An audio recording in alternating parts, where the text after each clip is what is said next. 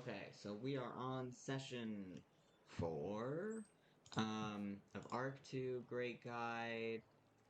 And last time, you guys got a lot done. You went shopping, you got some clothing for the ball. You managed to bribe your way into an invitation to the Royal Ball tonight. You went to the tailor's and Duncan got his measurements taken for an outfit that will be made for him for his speech about Aegis, which he'll be making if Safiel chooses him as one of the clerics.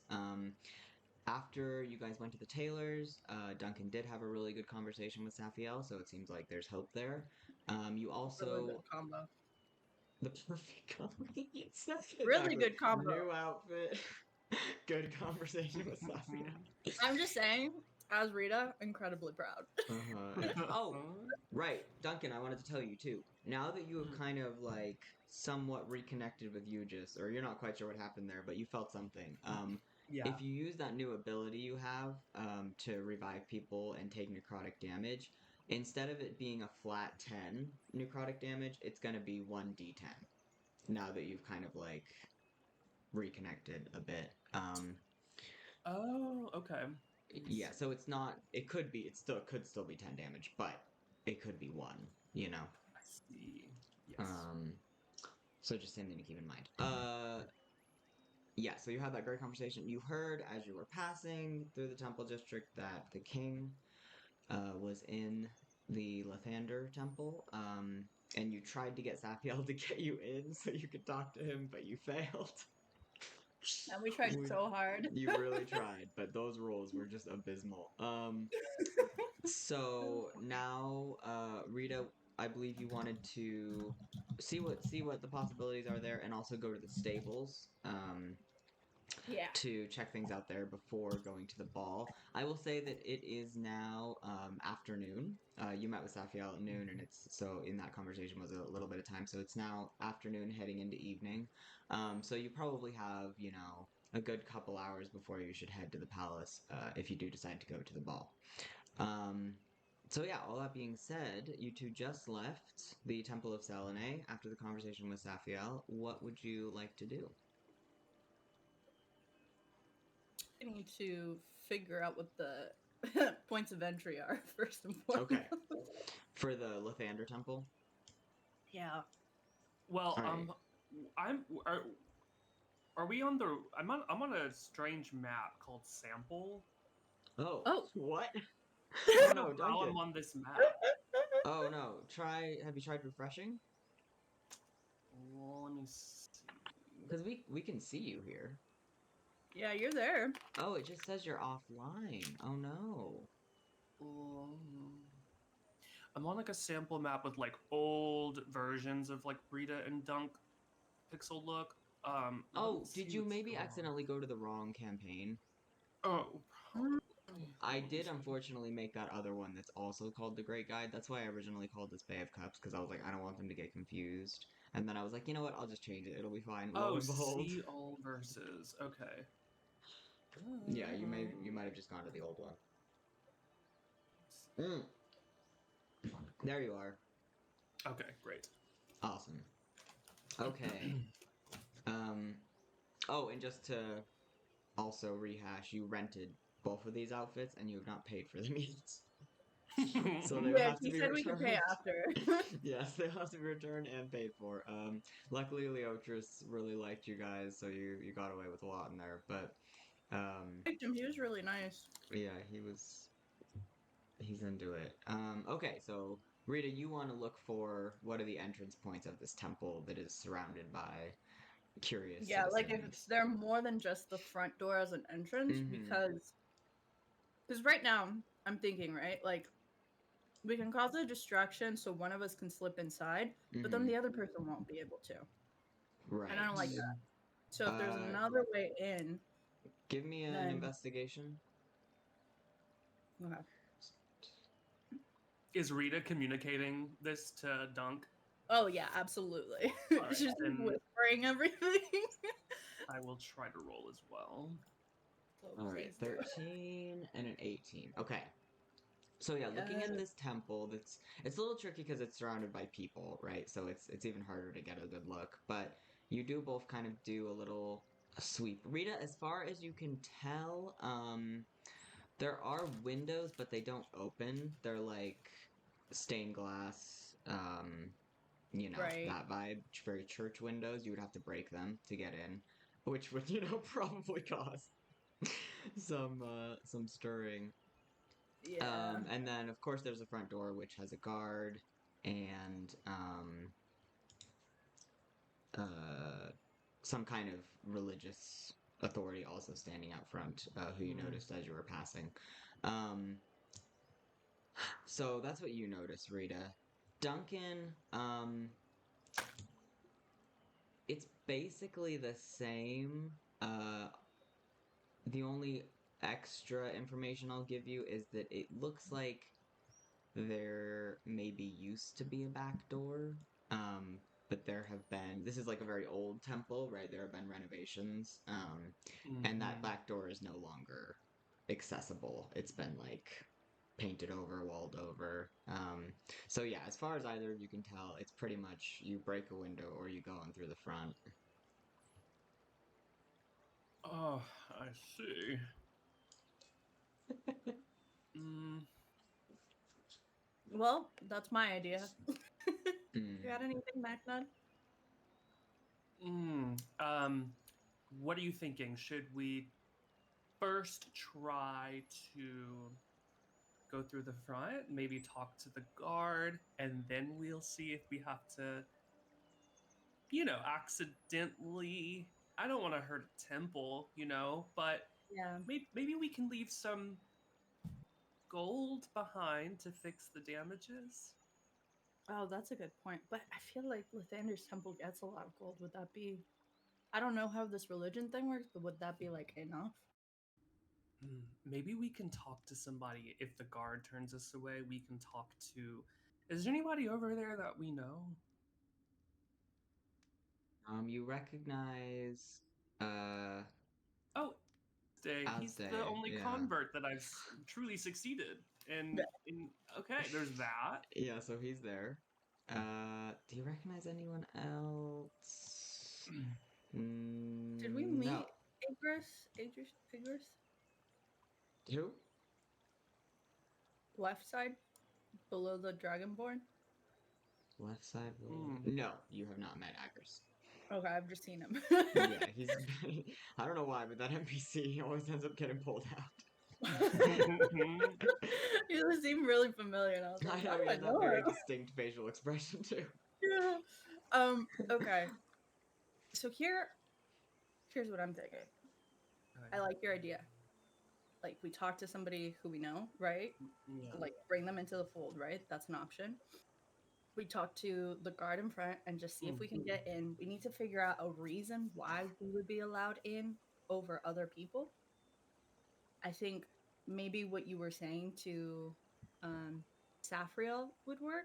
You remember? Like it didn't work for her, but it might work for somebody else where you tell them that like, you're petitioning to get another great guide temple here. So you want to get Lathander's approval the sooner the better or something like that, right? Yeah. Um, and that it's like urgent, right? Because you don't want to offend the god or something. Does that make sense? Yes. We Okay. can do that. We can try that. Okay. And then if that doesn't work and we're like desperate, unless you have another idea, but this is like last option in my opinion, Mhm. I can create a distraction. You go in there and you talk to the king.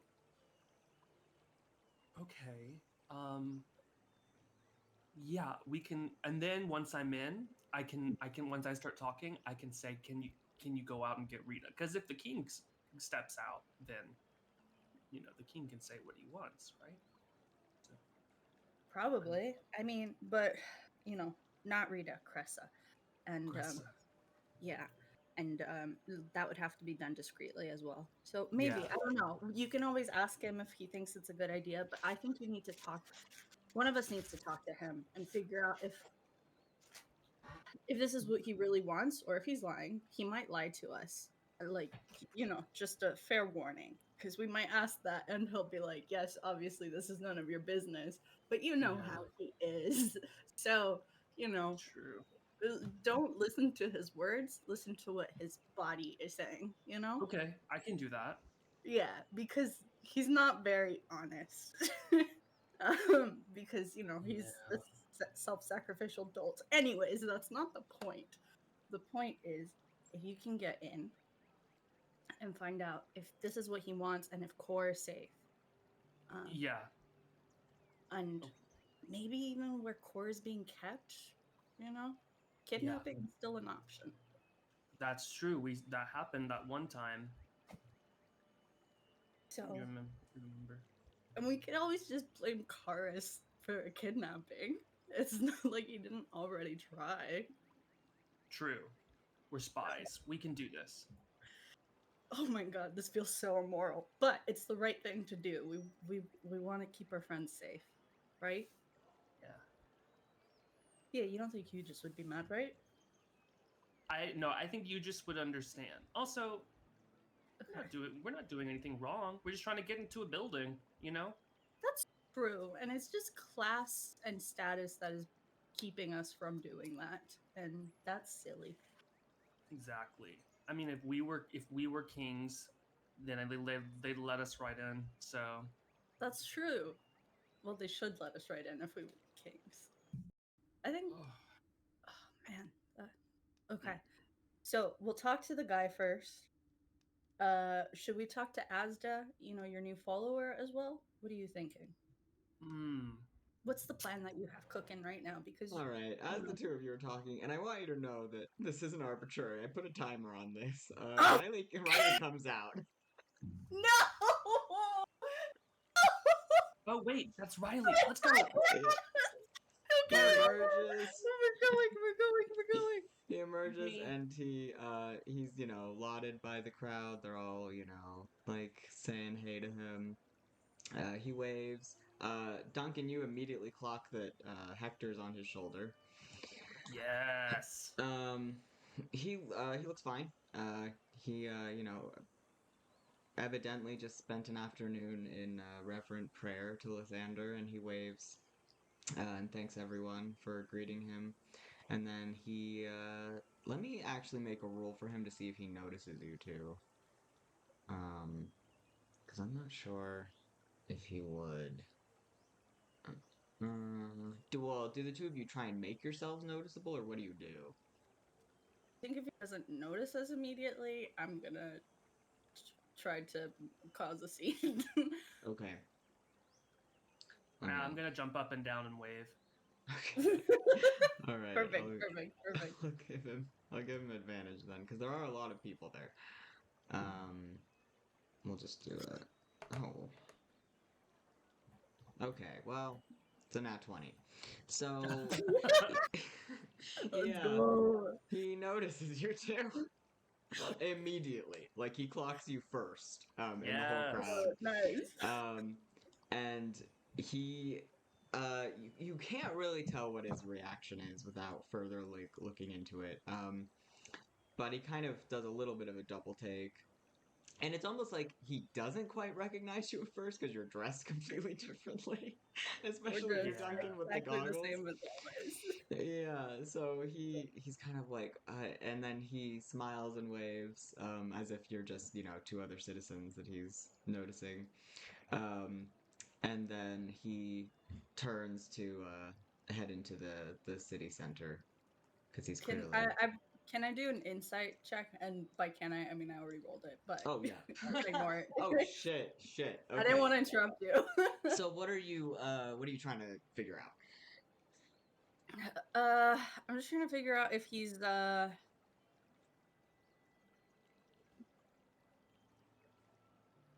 if noticing us, like what sort of reaction he kind of thing, because like Okay. yeah. So and I'll say anything less than such a high roll, right? Like if it had been under 15 or whatever, you wouldn't have been able to pick up on this. He looks fine, right? On that 19, you definitely kind of notice that he doesn't look there's something so like it reminds you of that first morning that you came to meet with Cora and Riley again after they'd had like a tough night because because Riley found out that he like was not a cleric and all that. Um, and it just kind of looked like there had been like arguing in tears, right? Even though it's not as visually obvious, um, you're getting Because that we've sense. seen it before. Yeah, you're getting that sense again of like, oh, it's been rough, right? It's been like a rough, and like praying to Lathander did not help. However, Right. on that 19, seeing you two does actually help a lot. He looks very happy to see you both. And obviously he's not going to like give up the whole charade and address you two directly right now, but he is happy and relieved to see you both. Before he leaves, can I like Mhm. try to mouth something at him? You know, whether he understands it or not. You know, is up to you. Though technically, he did roll a 20 on that Sure, perception. yeah, sure. Go ahead and mouth something. He might be able to get it. Okay, I just want to like mouth "find us tonight" at him. Okay, go ahead and give me a mouth dexterity roll, please. I'm not. He Okay, but when you're just mouthing something, you have to be careful about the way you do it. Yeah. You know what I'm talking about? He's gonna How did you do interpret it. Oh, if you roll low, it's gonna be like I'm ready to kill you. Like, oh my We god. will murder you. Jamie, that is my favorite role I have ever Yeah. heard in my life, though. Just The say This mouth. is your final day. it's your final. Oh, come on, We're dude. coming for Hector. Okay, yeah. You do a good job. And he kind of gives you a nod before turning to return to the city center. He's not like running, by the way. He's strolling, so you could follow him potentially. Is what I'll Guess also what say. I'm doing? Okay, you're following him out. So yeah, he goes Excuse out. me. I'm following Naknut. Um, the people in the crowd immediately start chanting for him to go and have his fortune told at the fortune tellers, which you two had not actually explored, but it is down here in this corner of the city center. Did you two manage to teleport? Where are y'all at? Oh yeah, there you Teleported. are. He I guess I'll do a let me do a roll to see if he does it or not. Okay, he does it. Two nat Whoa. 20s on a row on two Fortune teller. different. Yeah.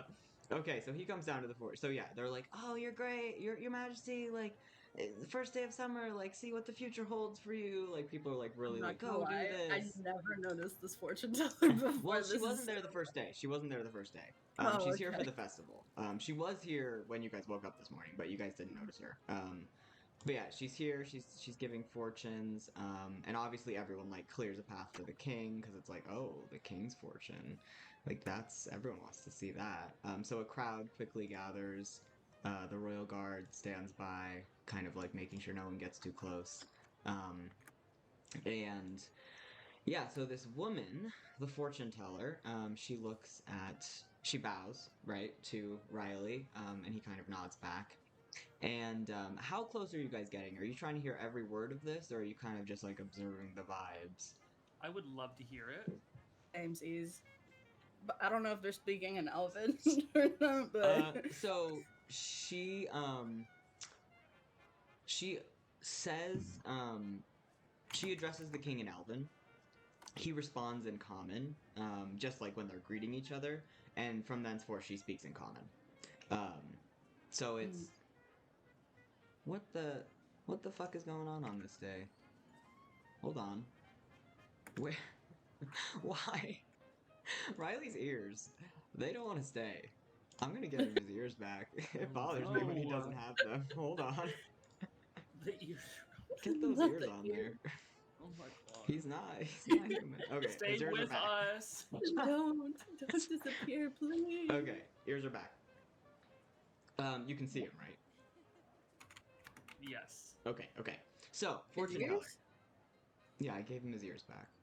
Oh yes, I can see them now. Yeah, You okay, can hear us great. finally. We don't have to mouth things now. Yeah. I know, Sorrel. That's why he was deaf this whole time. Okay. So, by the way, Duncan, this royal guard kind of gives you a look like, don't get any closer. Are you going to engage with that at all? Or... Oh, I'm gonna. Is it morning? Is it?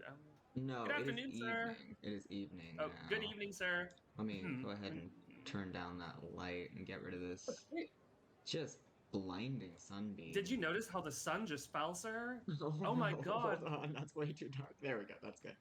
Okay, That is yeah. so cool that you do that. I know. Yeah, no, it's evening.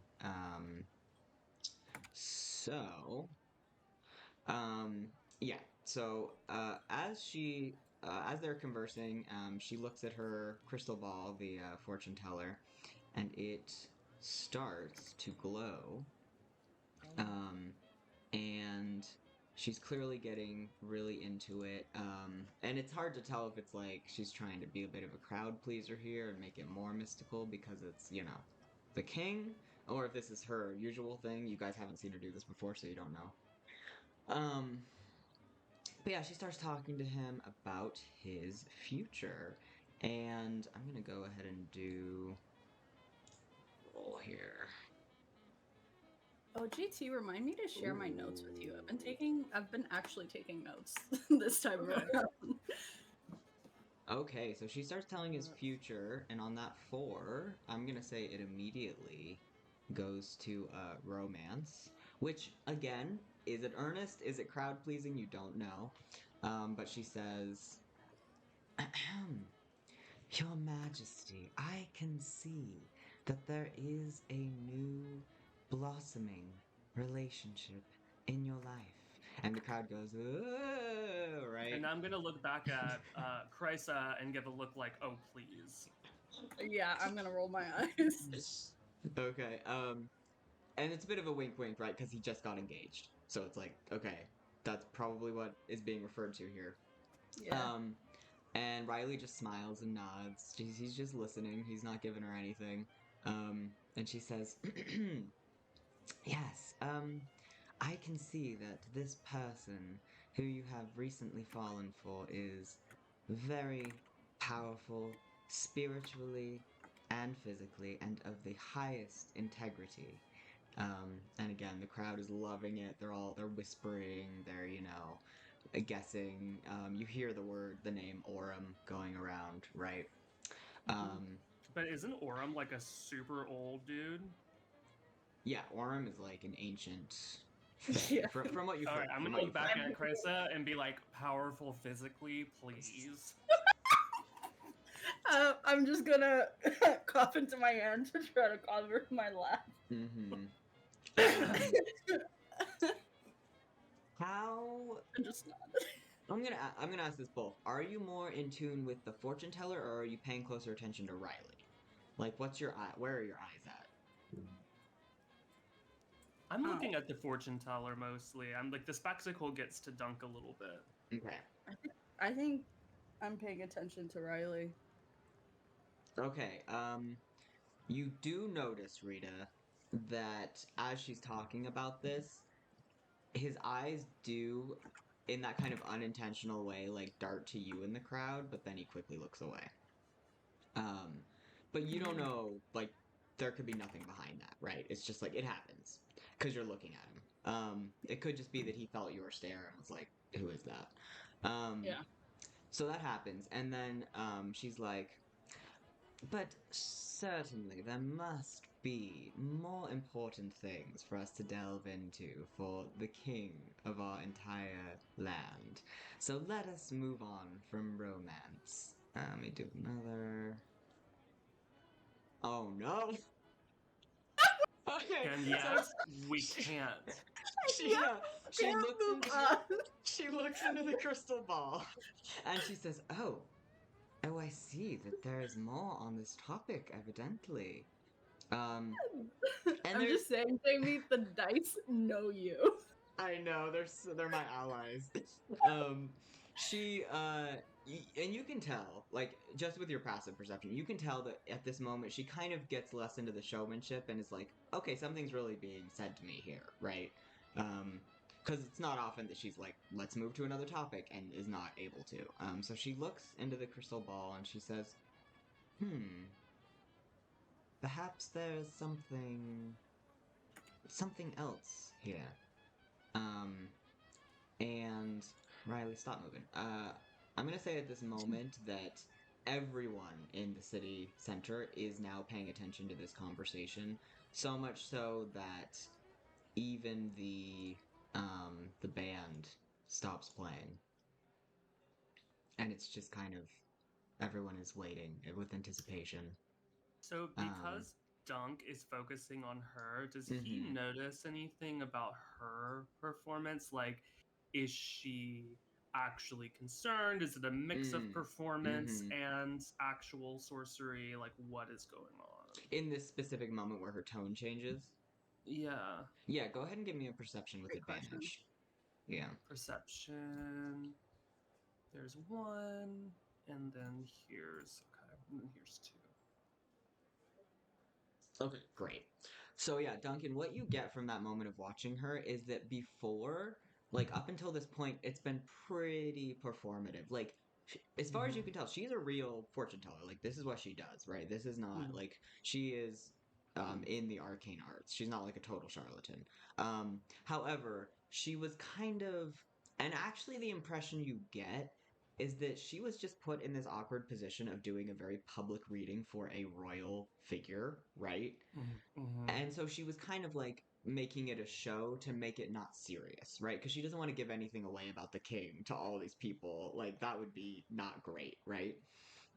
But as she just tried to flip things to like whatever, and the magic pulled her back, she is now becoming very serious, and it is very real.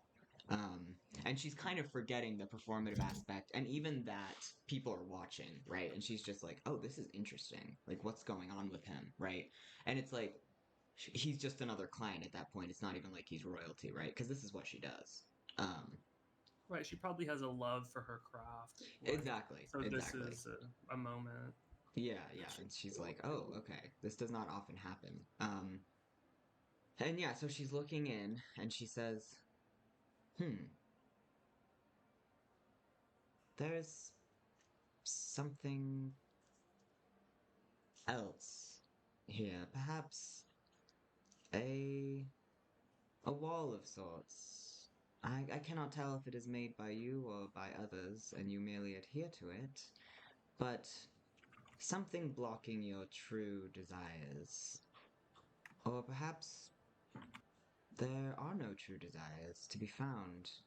And Rita, you immediately clock that as what Strength was talking to you about in your dream.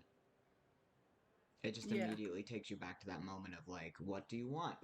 Anything, right? Which for a king could be a good thing, right? But it's just it immediately reminds you of that. And she says, "With your permission, Your Majesty, perhaps we could try a different method. Perhaps we could delve a bit deeper." And the crowd is like, "Oh yeah, like do that." Like they're like, "Yes, Your Majesty, like embrace summer, embrace like let's all move to the future." Like they're just saying whatever they can think of to like get him to do this.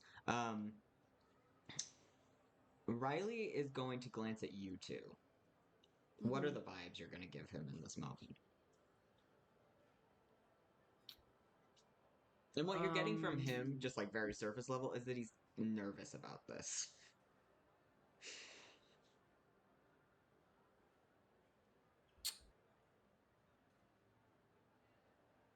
I think Rita's just going to try to like. I think because it reminds her of the conversation with Strength, it freaks her out too. But I think she's gonna be like,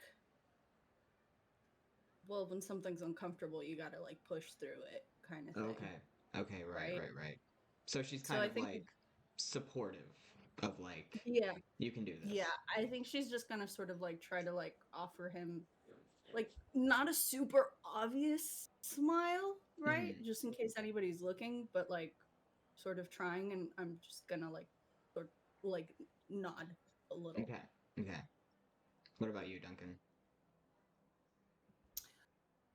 I think because it's just mystifying and I really don't know what she's gonna do next, I think I'm Mm-hmm. probably just waiting. I wouldn't know really what to do. I love think my that. impulse is to offer support, but also like I probably don't even know if I mean I would probably be having I think anybody would be having the exact same reaction Mm-hmm. to this sort of like thing. So I'm kind of Right. like just waiting and seeing. Yeah. Okay, cool. Um, so he turns back to the fortune teller and he kind of smiles at everyone around, like, okay, okay, and he nods at her. And she says, yes, let's search deeper into this question of the new connections in your life, which, well, of course, we're all aware are happening, but perhaps we can glean more wisdom, more information. Um, and she starts kind of moving her hands over the orb. Um, and she actually takes one of his hands, which he allows. He takes her hand over the table. Um, and she says, close your eyes and focus on what you hope for or what you're reaching for. Even if you're not sure what it is, just reach. Um, and it appears that Riley, does this. His eyes are closed, so it's hard to say. Um, Mhm. and uh, a glowing orb emerges from the crystal ball between them, which again, Rita, is something you kind of recognize from your dream. But instead of turning into a sword, it turns into a glaive, which hovers above the space. Um, the fortune teller sees this, and kind of looks up at it, mystified, like she doesn't know what this means. She tells Riley he can open his eyes, and he does. He looks up at the glaive, um, and it almost instantly vanishes. He frowns, stands up, obviously kind of upset. Um, the glow on the orb stops, and he says, "Oh, um, yeah, well, a fighter through and through, I guess." And the the fortune teller says, yes, indeed, of course. Our king, as we all know, is very skilled in the art of weaponry and fighting and righteousness. I suppose that makes sense as what that would mean, and perhaps your new connection will only strengthen you in those terms. Duncan, you can tell from your previous perception that at this point she's just trying to save face. Because basically exactly what Sure. she didn't want to just happen in front of all these people with the king did happen, even though no one really no one knows what a glaive means, right? Like that's not significant to anyone except apparently him. Um, so yeah, he thanks the fortune teller again, hails the crowd, says like, happy first day of summer, thank you everyone. Um, it's a beautiful festival, just normal king things. He says it in common and then he says it in Elvish. Um, and then he starts to walk away with the guard. Oh, not the rug. He doesn't take the rug with him. He passes the two of you and smiles, but doesn't say anything. Do you try and convey anything as he passes?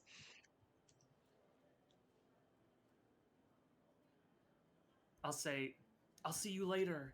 Or, I hope to see you later. That's what I say. Great. He hears you and nods. And let me. Hector, who in such close proximity sees you, actually crawls down Mhm. Tarrel's body and tries to go back to you. Do you take him? I think if Hector wants to, yeah, I'll say sure. Yeah. Okay. Oh, right, I'm not controlling Riley. So Riley will put Hector down. There he is. You go pick him up. Welcome back. I'm gonna talk to Great. Hector in a second. All right, Rita, did you want to do anything, or are you just letting him pass? Just, I think Rita's honestly kind of freaked out. Not gonna lie. Yeah, I mean, you do currently have a glaive on your back. Yeah, yeah. I think there's a lot bouncing around in her head right now. Mhm. She's not really sure what to land on. Right. So I think she's just trying to like a little closer and stuff to him, just because he seemed upset, right? As soon as he opened his eyes and stuff, right? Not like upset as in like yeah, no, he was upset. Yeah. Well, right, as far as you could tell without looking into it further, because you never did roll for him. He just seemed like, okay, reading's over, you know. It wasn't like Can I yeah, go for it. Yeah. can I do another insight check to see where his like state of mind is as he's leaving and as he like sees us one more Yeah, time? yeah, you can do an insight on because he does look at you as he passes, so you can do an insight on that. That And would be he's better. smiling, but A 12. okay. It's not much. Yeah, as far as you can tell,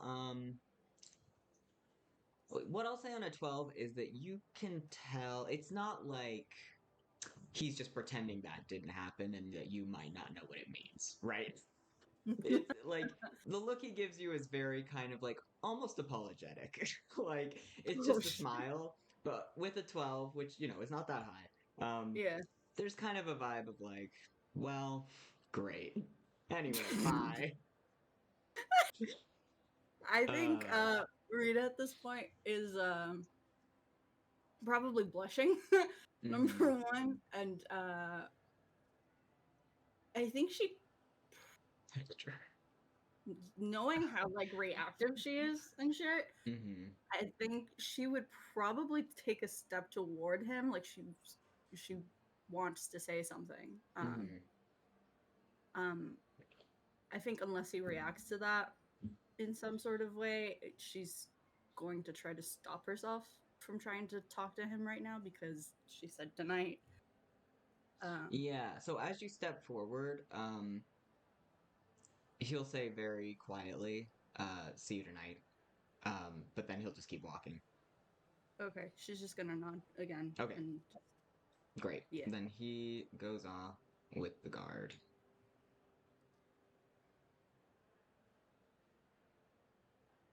Well, What Ned.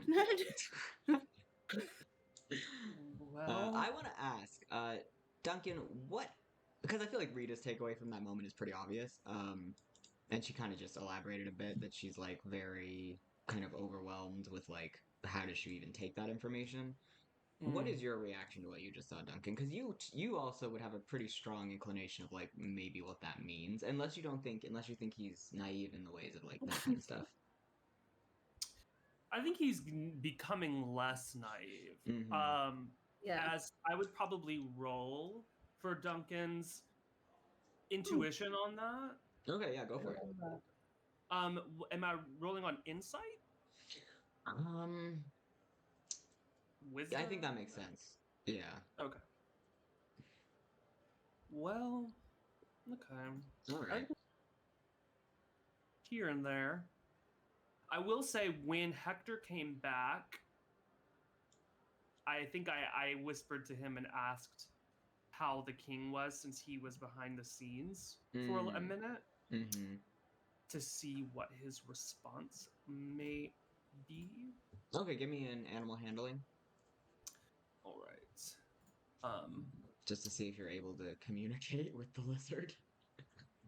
I do have a potion of animal friendship that I don't know if that would help with the connection or with the communication. Well, I think we're gonna say Hector's always your friend at this point. I think you've won him over. So okay. yeah, it's What more am I just rolling a matter with? of animal handling. Animal handling. Oh shit. Okay. Yeah, so you ask Hector, how's the king doing? He is able with his lizard brain to understand the intention of what your words are. Um, and he bleps your neck in a way that you think is a little forlorn. Oh, Yeah. okay. I'm gonna tell Kreza that whenever the crowd has stopped screaming or whatever. Yeah. So as you two are standing there and the king is left back to the royal district, another person steps up to have their reading done. So everyone's kind of distracted by that and they start going back about their business. The band starts up again. Seems the festival's returning to normal. Okay, so Kreza, Yes. I asked Hector how the king was, and he did something I hadn't really seen before. He gave me like a really sad little blep.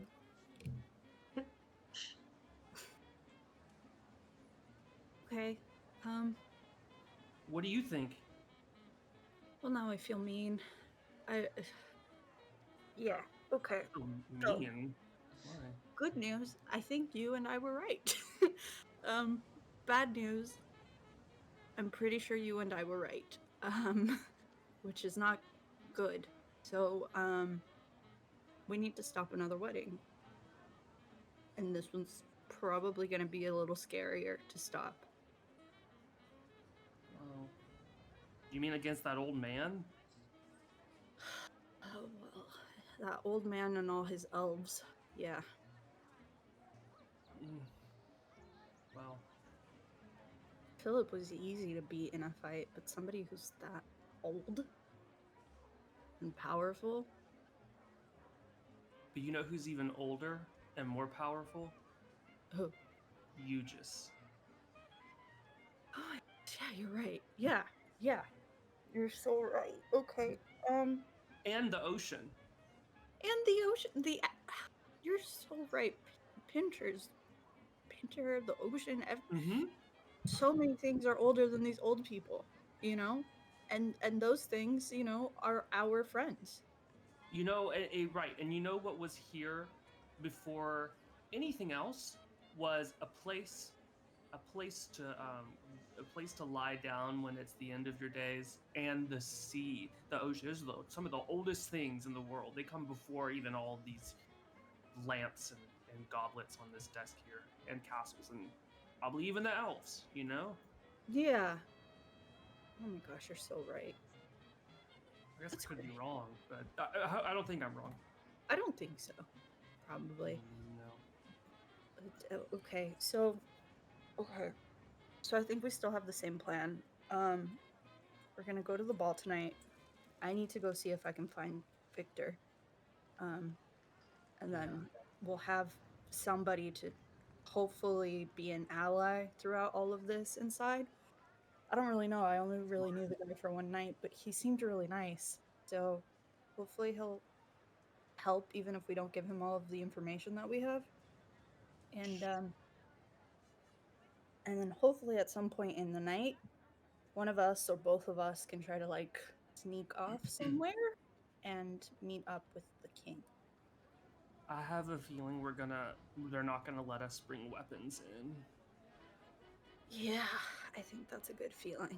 But that's why it's so good that you're amazing at magic, They can't take away your magic. That's true, and I've seen you arm wrestle a lot, and I think even if you have to use your fists, you know. And you know what? One good thing about losing that arm wrestle to that guy is I think it fired you up. I think that I think that when you win so many times in a row, it's like, who can beat me? And that could actually be very harmful for you because you might second guess that, you know. And then this guy comes in, that weird guy that was outside that place, and he's just like, yeah, I eat a lot of fish, and now I can arm wrestle really good. And now it's like, you never know. You never know. You have to be very careful, you know? That's true, and it's a good thing that now I know that like there's people who can eat a lot of fish and be better than me at arm wrestling, right? Because we're not going in, with our pride too high, right? As you two are talking, Callan comes down, who sells the Oh gold shit. cups, and she says, "Oh, are you two going to the ball? You both look magnificent." Thank you. She says, Yes, "I we're will going be to the there you. as ball. well. Oh, It's going to be a wonderful time. I know how exciting to have just seen His Majesty receive his fortune right in front of all of our very eyes. Though I must be honest, I have no idea what was actually expected from that fortune. Though I see that you, Cressa, have a glaive. How funny. oh yes, a lot of fighters have, all sorts of weapons. Yes, but I didn't think His Majesty was known for using one. Perhaps Oh it's well, changed. I suppose fighters wish to sharpen their skills with all tools, yes. well, I think all good fighters, yeah. I'm very capable with any weapon. I mean, you can give me a dagger, a sword, a glaive, Yes, well, a all the bow. fighters I know have their preferences, and it was understood. I thought that His Majesty preferred the longsword, but perhaps not. Perhaps it's changed, or will change, as things do. Would the two Covering of you her like face to right buy now, it? especially after she said he favors the longsword. You're covering your face, is that what you said? Yeah, she's just like fuck. Uh, Kaelin says, "Would the two of you like to buy any more cups before I close up shop for the night?" Oh, I don't. I think I'm good on cups. What Yeah, about you, Grayson? I think I'm totally cupped out, you know. Hmm. Yeah. But thank you. Maybe in a few days, uh, before the presentations with. Oh, that's true. That could be Yeah, smart. yeah. One more. Do we have time to get our fortunes read? Is that something we can do? Oh, that would be really fun. Yeah, we should do that. And then let's go back to the hotel really quickly. Tell our friends to be ready to leave as soon as possible when we come back from uh in the evening. And then yeah, I think we're good. Okay. Oh, All right, the right. stables. Okay. Do we have time to do all three of those things? Oh, I mean, yeah, do whatever you want. Okay, You can get your great. fortunes read. I'm not gonna put a fortune teller in and then be like, no. All right. So Yes. yeah, this Yes. person just steps away. You guys walk up. Quinn goes, "Oh, hello. My name is Quinn. I am a master of the arcane art of divination. Oh yes, I suppose. Step right up. My fee is 5 silver for reading. Oh, Really reasonable. yeah. Yes. Well, I just try to keep a roof over my head. You understand? Completely. Yeah, two fortunes in that case. I'll pay for them. Don't worry about it. Wonderful. That would be 10 silver. And is this going to be a joint reading or separately or? Right, I think, right? Yeah. Or do you want to do a joint one? It's up to you. No. Okay. All right. Very well. We starting with the young man. What is your name? Hi. My name is Naknud. Naknad. Excellent. Well, I won't ask you any questions before we start, as I find that that can lessen people's confidence in the reading. Okay. So she offers her hand over the table. I provide mine. Okay. She starts looking at your palm. And you notice as she looks, uh, the orb kind of takes on different essences of light. Like it kind of reacts to whatever magic she's doing to look into your future. Hmm. And let's do a quick one. Let's see what we get. Okay.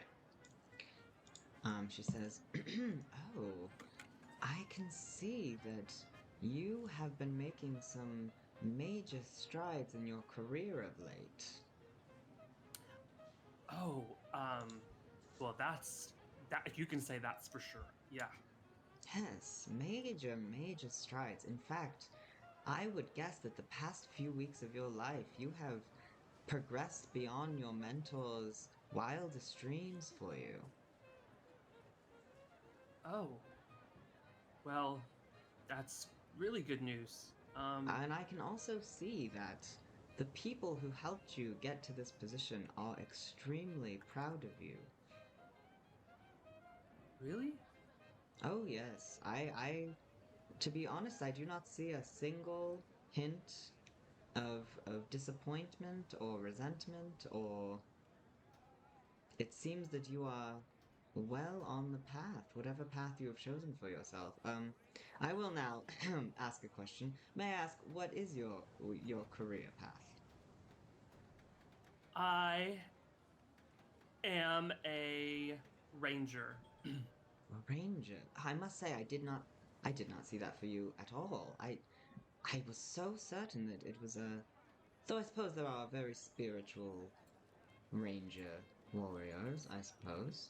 Um, no, what Yeah, I I see mean, for you is much more in the realm of of of spirituality and arcana and. But I suppose I do make mistakes, of course. yeah, I mean, tomorrow or soon, I will be giving a presentation that you'll see, and that's related to something that I also do, and that it is spiritual. So maybe that's what they're talking about. Oh, I see, I see. Well, I see great things for you on that path. However, I must warn you that I also see great conflict, internal and Yeah. external. Well, yeah, you can say that again. One time I got swallowed up by a big worm. Oh, well, I didn't see that specifically, but now that you mention it, it does make sense. I see that there is turmoil uh in regards to your own choices and your own purpose on this path. But I see, more clearly than anything else for you, young man, I see that you are a revolutionary and that you will make your own path. And that as long as you stay confident and sure footed in that new, unique path, others, including some who thought themselves far more powerful and wise than you, they will follow you on this path. That's that's kind of scary, isn't it? It That's a is lot. a large responsibility, I must say. Well, I guess I better stretch. Did you have a specific question you wish to ask about your future, young man? I do just one, and it's actually, can you do like the pretty near future? I will try. Um,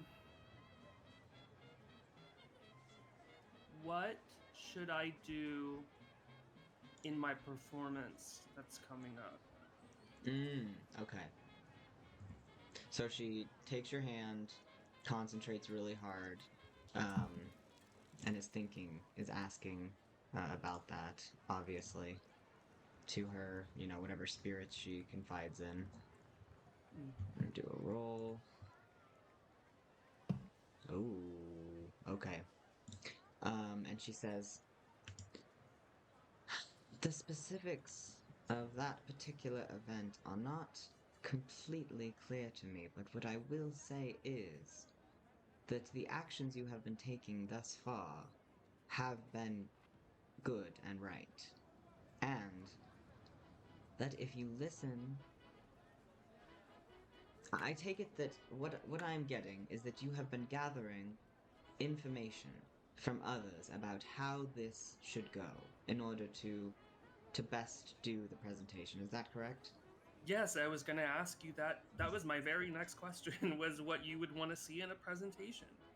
Well, what I am gleaning from this reading is that while that is a proper good thing to do, most important of all will be what you say that comes from your own conviction and your own heart. My own what? What is that word? Heart? No, Oh, conviction. Oh, yes. Conviction means, um, your own thoughts, your own things that you feel confident about, and the things that you think are right. All right. Thank you. Yes. All right. Let's have your companion up. Okay. Krysa, it's your turn. Okay.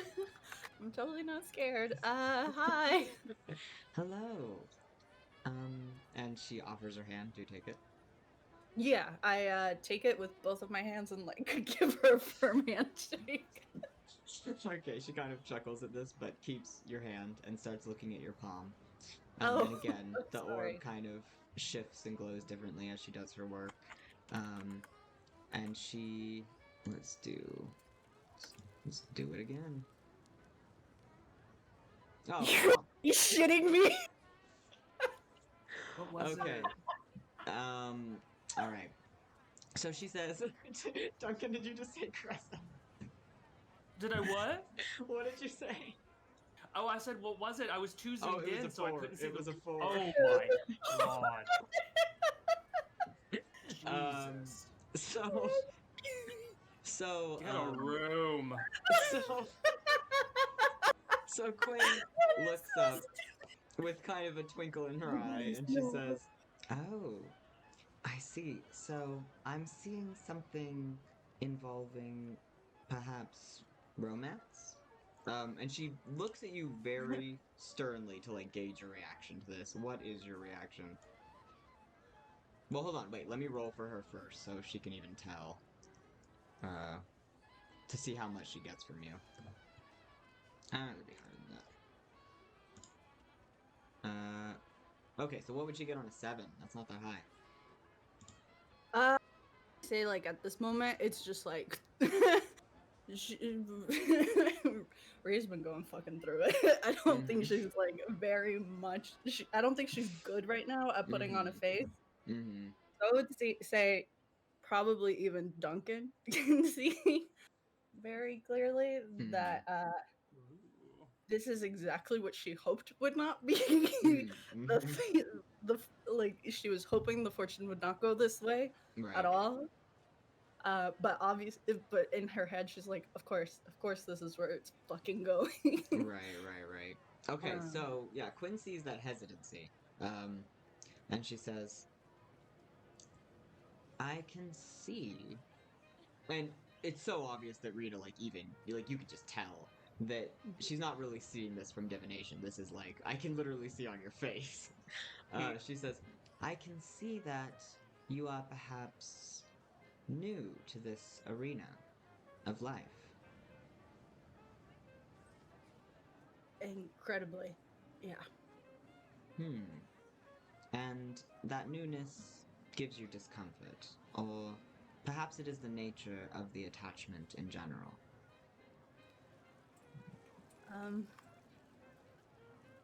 I think it's both. I just never saw romance as a part of my life, if I'm being honest. And she closes her eyes and starts to concentrate, and she says,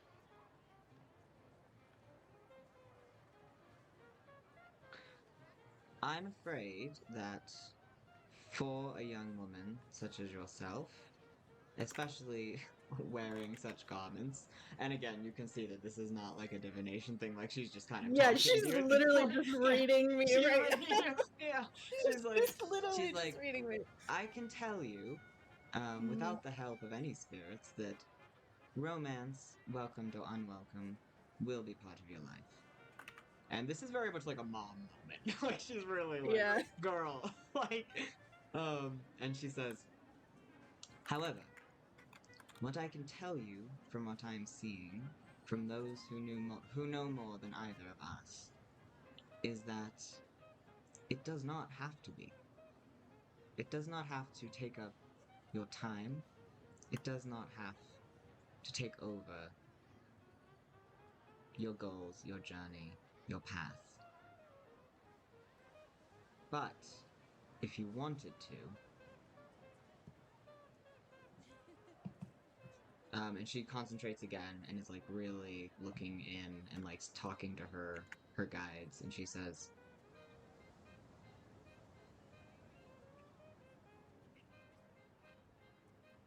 I can see that you are someone who finds other people to fight for.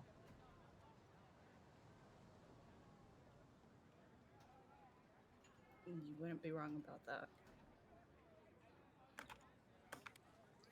And so I do think that you must be careful about who you attach yourself to, because as you know, it will not be trivial for you.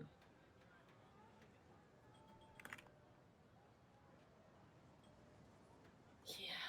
However, since that is something that allows you to persevere and to thrive and to be your best self, I would also say, and I can tell you with certainty, that if you open yourself to this realm of life, which is a large one, it can only make you stronger.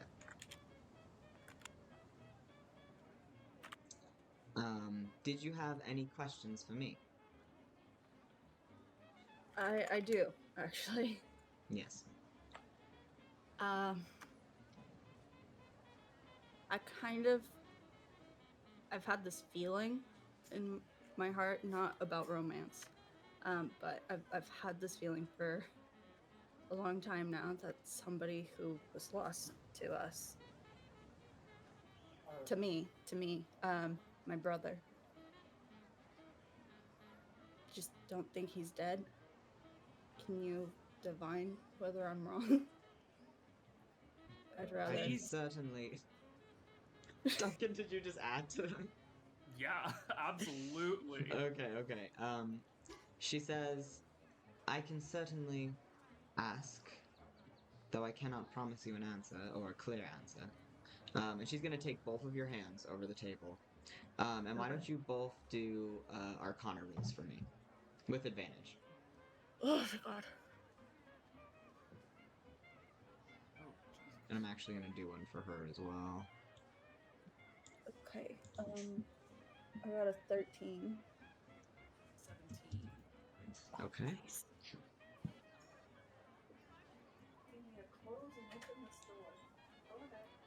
And that was with advantage, right, Rita? Yeah. Okay. So 13, 17, and she got a 6. Okay. So, with your hands all linked, and you two like, really wanting this answer. She opens her eyes, and she looks kind of disappointed in herself.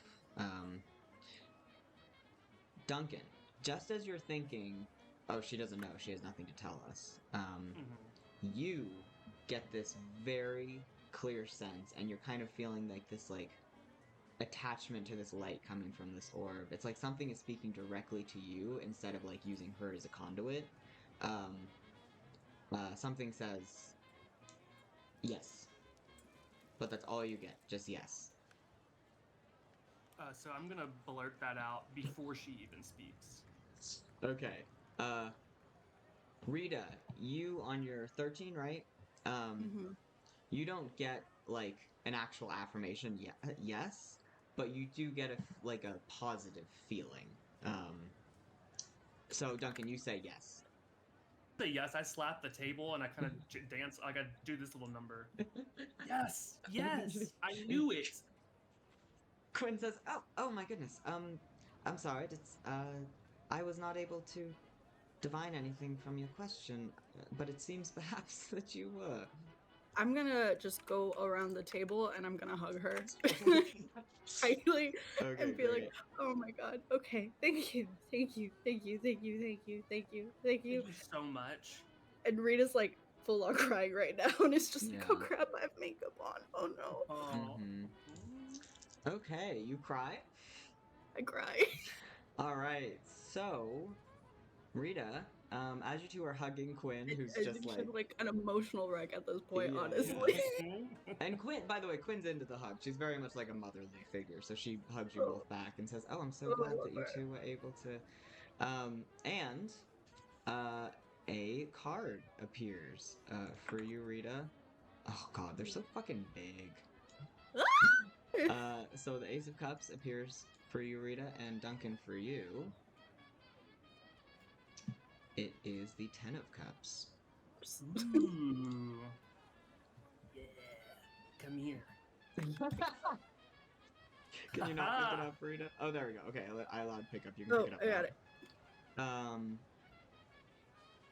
it. And we're going to do.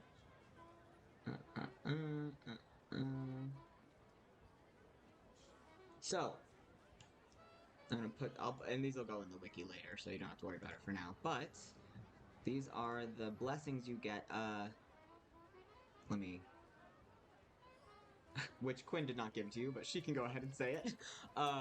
Rita, you got the blessing of beginning, the blessing of all beginnings, and Duncan, you got ending. So, Rita, you gain inspiration from watching a sunrise. Duncan, you gain inspiration from watching a sunset. Does inspiration double up, or is it like a single whole thing? With a card, it does. Yes, if you're using a card ability inspiration, yeah, you can double it up. Quinn, your crystal ball.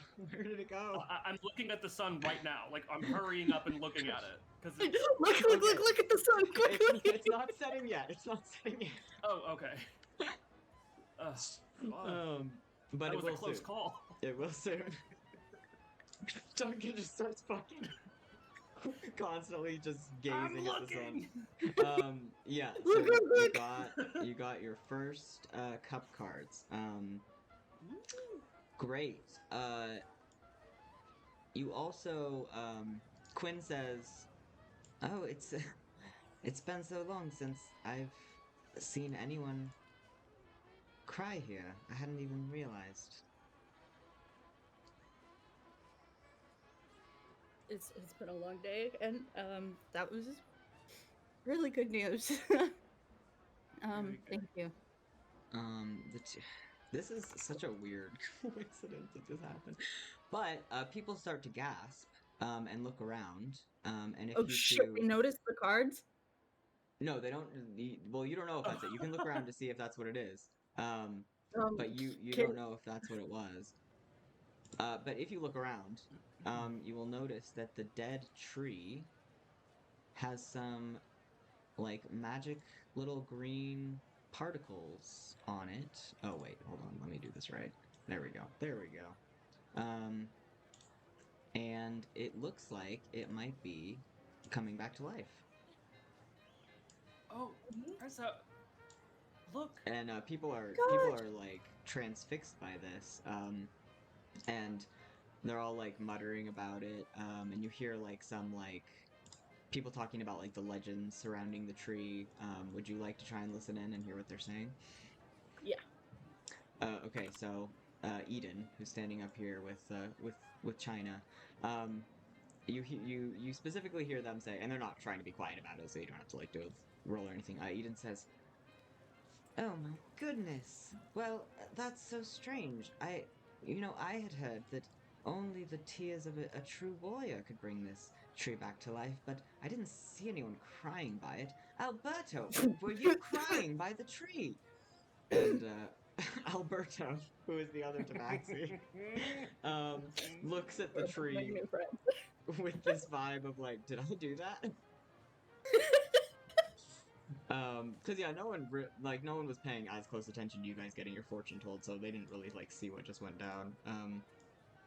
And everyone's just like, well, perhaps it's just because it's the first day of summer and finally, things are returning to as they should be in the bay, and people are just, talking about different theories. But you hear that the legend of like a true warrior's tears bringing this tree back to life. You hear that getting passed around a lot. So that seems to be the main theory that people have. Kresa, did you hear that? That's kind of funny, considering how you were just crying. I wasn't crying. I wasn't crying. I'm really tough.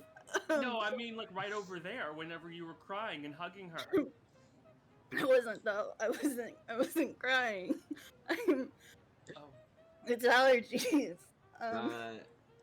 Interesting. Okay, so as you're saying that, Kresa, the magic on the tree starts to fade away.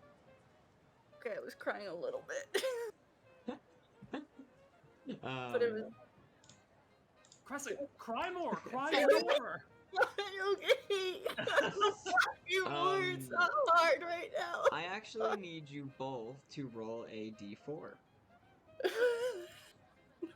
that's harrowing. That is horrifying. How dare you?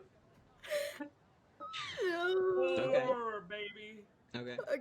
I think I got a 1. I'm not sure. I can't really see it. Yeah, I got a 1. Okay. Let me.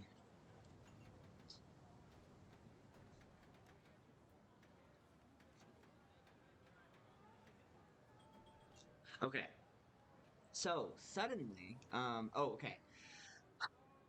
I'll have you do that after I explain what's going on. So as you guys picked up those cards, and as everything was going down, you feel this kind of. So Duncan, you feel suddenly, like as you're saying, like, "Oh, Rita, like you should cry." You said Cressa. Cressa, yes, Cressa, you should cry. You, Duncan, suddenly feel just really, just horrifically sad.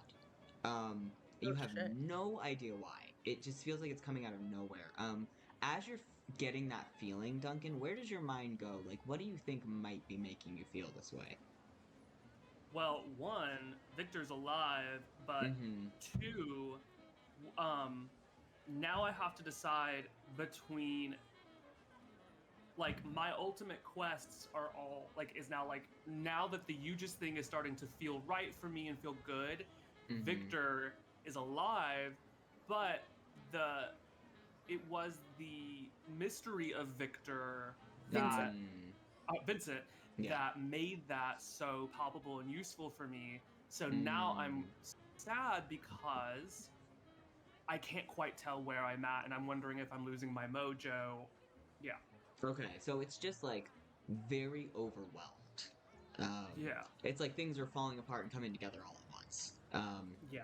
Okay, gotcha. No, that makes total sense. I think that's perfect. Go ahead and roll. Do you try and resist the feeling, or do you just let it happen? Oh, I think it's too powerful to resist. Yeah. Well, you can roll. So if you want to try and resist, you can do a Constitution save for me. Okay. Constitution save. This is how we do it. Not that nat one just hanging. Oh right, it's because of the. Okay, so on a 12, tears come out of your eyes, but you don't have to start like sobbing if you want to resist that. Yeah, no, I don't want to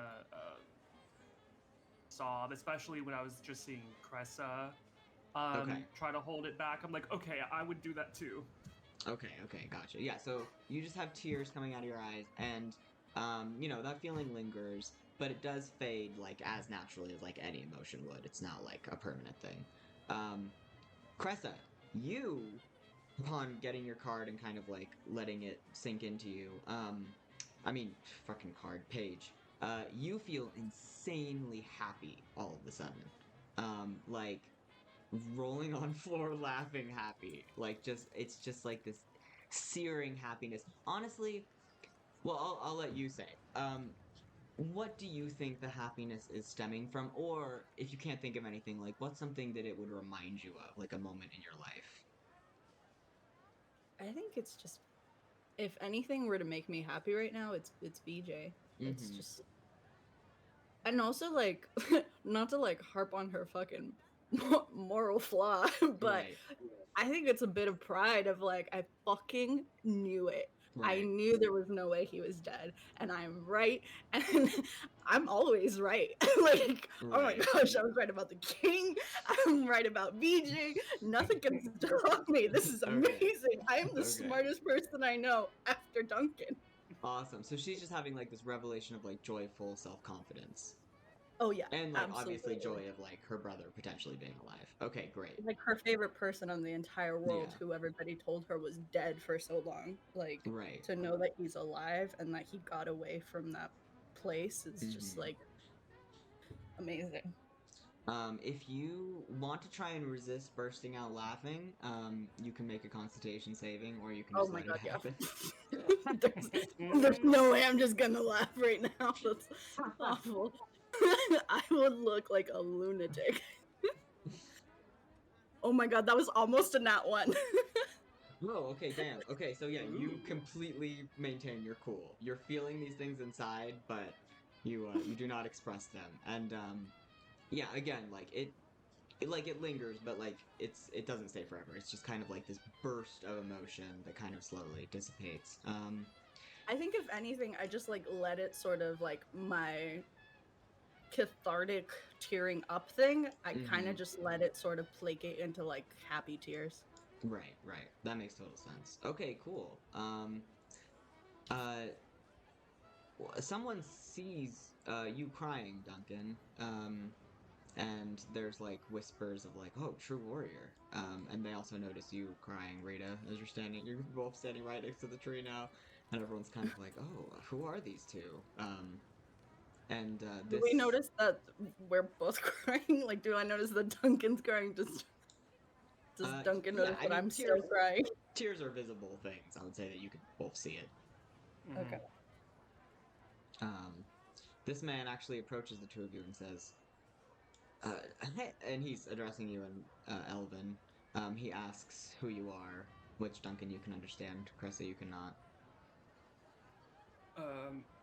So I will wipe some tears and I will say, back in Elvish, my name is Nakna.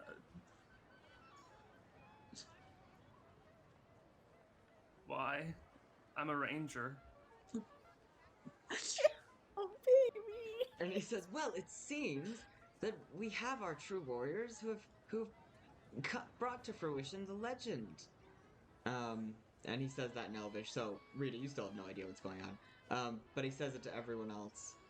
No, if Um, anything, I think I just like grabbed Duncan's hand. yeah, and seeing that you did not understand him, Rita, he addresses you in common and says, "And what is your name?" I'm Cressa Rivera. Cressa Rivera and Naknud. We have our summer champions, and everyone kind of applauds the two of you. And they're kind of closing in. Like it's clear that this is going to turn into an ordeal if you don't slip Oh, away. Oh, excuse us, we need to pass. Come, knock nut. I'm going to try to. I still have Duncan's hand in mine. I think I'm gonna try to like book it down and just be like, we're going to the stables right now. We cannot stay out here anymore. Yeah. Give me a. Up to you. It can be persuasion or intimidation to see how easily you escape the crowd. Persuasion or intimidation? They're both 0. Okay. Well. Persuasion because she's in a good mood. I Mhm. guess. Yeah, that's true. Yeah. Oh my god. Okay. Yeah. So the Honey. crowd parts for you. They're not only like excited that like these legends have come into town, they're like reverent of you. So anything you want, you wave your hand and they get out of your way. You see a couple of them even bow. And they're all, they're very much whispering, Cressa, Nakna, they're all discussing you. So clearly it's gonna be a thing. But they do all step out of the way. yeah, we probably need to go. Yeah, go to the tables. Okay. About to go crazy. Yeah, and we're like emotionally raw right now. We don't need this. All right, so you guys head down to the docks. Okay. Have people stop following us. Yeah, no one followed you. No one followed you. They let you go. Again, there's like a reverence, so it's very like, they stay out of your way. You're at the docks. You see Omar's restaurant, crowded as ever. And the guards. Do you want to sneak by them, or are you just walking right by? Sneak. Okay, go ahead and give me stealth, both of you. We're trying to. Actually, yeah, okay, that's great. Go ahead and do it with advantage, Duncan, because you're wearing completely different clothes and everything. Okay.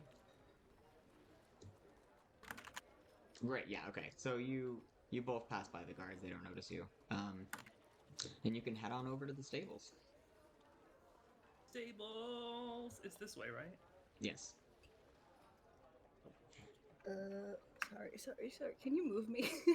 Oh yeah, I'm are you just- stuck? Uh, As you pass through the restaurant, you hear that people are discussing the ball excitedly. oh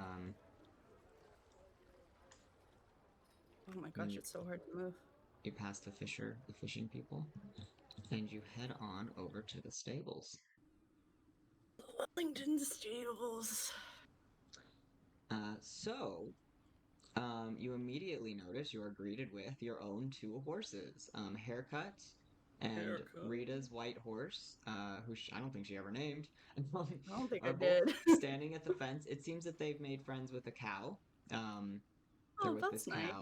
nice. They're hanging out. You see a woman behind the fence, tending to the animals.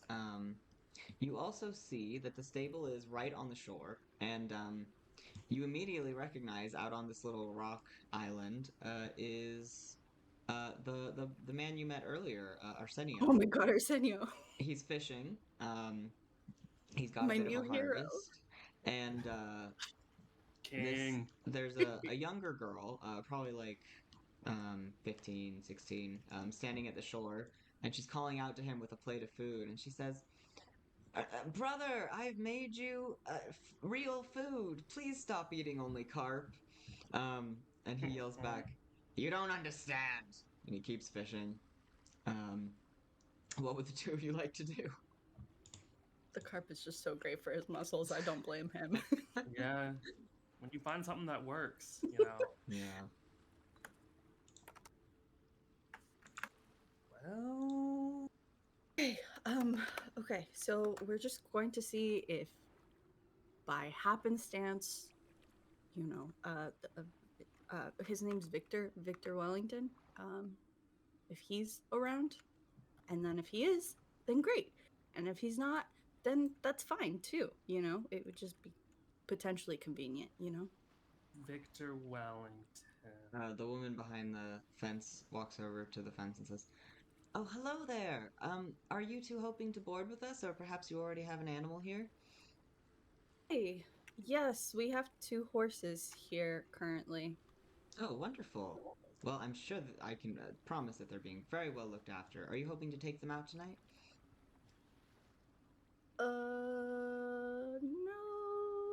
No. We just Oh, wanted to check in, see the stables. We hadn't seen them yet, and oh, you know. well, wonderful. My name is Freya Wellington. I am the Yeah. well, my husband owns the stable. I am more of an animal person than a people person, to be honest. But if you come around the front, we could discuss, your animal's care or anything else you care to. Hey, wait, so does Arsenio work for you guys? Oh, Arsenio's my you've met Arsenio. He's my son. Oh, he's your son. He's really, really strong. Yeah. Certainly, he is strong and very, very good with animals. Like me, perhaps better with animals than people. But, yes, I hope he was nice to you. Yeah, no, he gave me quite a bit of you know, we arm wrestled, and it was really cool. Yes, he Very is nice of him. perhaps a bit rough around the edges, but, he is a member of the esteemed Wellington family. We have stables all throughout the region. I don't know if you know, but, are the two of you Yeah, traveling from the the swords? yeah, we came in from the Kingdom of Swords. That's Hmm. part of the reason I wanted to see these stables. I met a Victor Wellington before Oh, in the Kingdom Victor of Swords. is my nephew. Yes. Oh, He is doing very well. The last I heard, his wife just gave birth to their first daughter. Such a joyous oh, occasion. How wonderful that you met so him. great. Yeah, he was really nice. He was very, very polite. He is a Yeah, so I just very nice young man. We're all very proud of him. And of Arsenio, of course, and my daughter, Ifra. Uh, Ifra. yes, she is attempting to offer him food, as she always does at this time. Yeah, I hear he only eats fish. Yeah, Yes, well, I at mean it that, works. he dives off of his rock into the water and swims over and says, "We're having fish for dinner, carp. You need to become strong, Efer, like me. Otherwise, you can't tame the horses. And Ephor says, you can tame them with kindness too, brother. And he says, no, that never works. Listen, you gotta have a firm hand and kindness. You'll get thrown. You'll break your neck. And she says, just please eat this. I'm really worried about you. Have you looked at your legs lately? He says, I don't need my legs.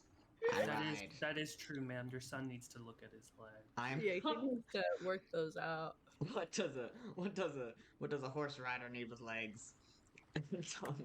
Well, His mother says, yes, he's going through an arm phase, but I think it'll pass. And the presumably the father comes over to you two and says, well met, thank you for coming to the stables this evening. We are actually closing up for the evening, but if there's anything we can help you with, we'd be happy to, of course. You are... Cressa Rivera, and this is Naknud, my companion. hello. Yeah, Arsenio says, yeah, that's Cressa Naknud. Cressa, you need to work out those arms. What are you doing? Yeah, no, I get that, and I think I'm gonna start my own carp was it? It was carp diet. Yes. And Yeah. his father says, oh, Arsenio, I am Duke Wellington. This is our stable. I'm so sorry about my son's rudeness. Is there No, is not there at all. He's been very friendly. anything we can help you with? We just wanted to check in on the horses and really get acquainted with these Wellington stables. As we were telling your wife, we had used the Wellington stables back in the Kingdom of Swords. So, just curiosity, really. I actually have a question. Yes. Who tends to the royal steed? Oh, well, the palace has their own small stable where they keep a couple horses, but they keep the rest of their stock here. We tend to most of the horses in this area.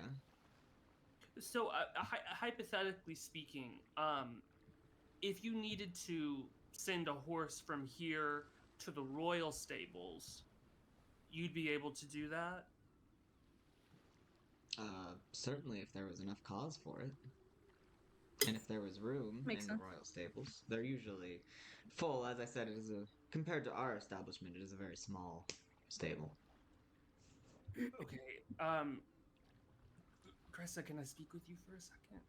Excuse us one moment. Thank you for being so kind. Thank you. As you go off, you hear the mom say, Arsenio, you're soaking wet.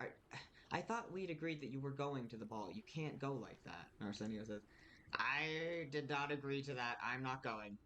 And he I walks said away. you should go to the ball. It'll be fun. Give me a persuasion, Rita. He's such a grump. 12. Okay. It's not great. So he says, what's it to you? I don't know. I guess you're going, aren't you? You look nice. Thank you. That's very kind of you. And he just Yeah. turns like beet red and walks away. Okay, bye, Arsenio. Let's arm wrestle again in the future. Okay. What are you two talking about? Cressa, if we needed to if things go bad, just for whatever reason, and we needed to have our stuff there, kind of near the castle, like our stuff, because they don't let us bring it in, maybe we can put some stuff on our packs on our horses and send them over, and that way they won't be too far away. That's a good idea. Should we send them already? I don't think it'll be necessary, right? You don't think so? Okay. You think we might need to break them out tonight? I don't know. I get nervous now because the last time we were trying to just have some, every time that something really big and fun happens, something happens, Yeah, you're not wrong. Okay, I mean, we can definitely pay them to like send somebody to hold our horses there. We can say that we're just gonna need them to travel tonight after the ball because we are traveling right after the ball, right? So it's not wrong. Yeah. Well, I was. Yeah. Well. And yeah. if you're right and things go wrong like they always do, you know, Then they'll be there, ready for us. that's a Because good if the point. if the horses were delivered on the same day that we, or something, then it would just be a little suspicious. But I'm thinking like a spy, like a little bit Or ahead of time. and we can send Lucky and Skelly for the horses too. Like they can sneak into our packs in Oh yes. the horses, Yeah. right? Yeah. That's such a smart idea. Okay. Should we do it now or should we wait? I don't know. We could do it now, or we can send Skelly and Lucky. Well, I think I just had the idea, but we don't have to do it now. But seeing the stables, I had this idea. But whenever we feel like we need, we Mhm. need it. We can have Skelly and Lucky. It's just, yeah. Okay. Or we can have them take the horses. No, because Skelly and Lucky stand out is the issue, right? Right. Unless we put them in a lot of clothes, and even then they're really loud. Yeah. Well, Skelly in particular. Lucky can at least keep his mouth shut every now and then, but I feel like Scully's a little bit of a bad influence on Lucky between you and me. yeah, I agree. But he's lonely and he means well, I think. Mm. I hope. Okay, something to consider. Okay. Yeah. Okay. Well, then yeah, okay. I think we just if I have Elwyn like be around the palace, right? No, that's dumb because it'll still take time. Okay. Well, also, I have a better idea. Oh shit. Hi, Arsenio. Would the two of you like to stay for dinner? Oh, that's really nice. Well, we were going to the ball actually. I told you, Mom. I told you. Oh, he seemed a little upset. He did. Wait, Arsenio. He's out of earshot. He's not listening. Damn. It was probably just going to be carp anyways. It But really was. I have an idea. Okay, so now we have this in mind. But today at the ball, Right. we can just scope it out, scope the castle out, just see what the points of entry and exit are. Just keep Oh my things gosh, in we're when we mind. actually kidnap Core. I'm totally whispering. I'm whispering. This entire conversation is whispered. The sun is setting. Oh, I'm looking. I'm looking. I'm looking. All right, yeah, you get inspiration. Another inspiration. All right. Oh, thank goodness. Oh, do you feel stronger? Yeah, I feel inspired if I have to be honest. Yes. Oh my gosh, that's so nice. Well, Well, luckily I'm an early riser. Well, I used to be. Lately, you've been the one who's been waking up before me, so I might just tell the skeletons to wake me up for the sunrise from now on. Yeah, all you gotta do is wake up, look out the window, and then go back to bed if you need to. I mean, they're so annoying. They might as well just be alarm clocks anyway, right? Yeah, they're always clattering around. Okay. So do we pay them to keep the horses nearby, or we'll just leave that for another day and we'll just discuss it with the skeletons? Yeah, skeletons first. Okay. Great. Well, we went to the stables. We found out that Victor Wellington is a piece of shit, and that's great. That makes me feel so much better about a lot of things, actually. Wait, what happened with Victor? Oh, apparently he's married and has a daughter? Like, what a piece of crap. Well, okay. I'll explain this to you better some other day, but it's wow. I feel so much better. Woo! I was feeling a little guilty about thinking about using a man to help us sneak into a palace. So like, no guilt on my shoulders anymore, huh? Great. Okay, back to the inn then. I guess so. Yeah, let's do that. Okay. Okay. Bye, Wellingtons. Very nice to meet you. I'm just gonna shout that out loud. Bye, Arsenio. Arm wrestle you later. Well, yes. Thank you for stopping by. Enjoy the ball. Thank you. Thank you. All right, y'all head out.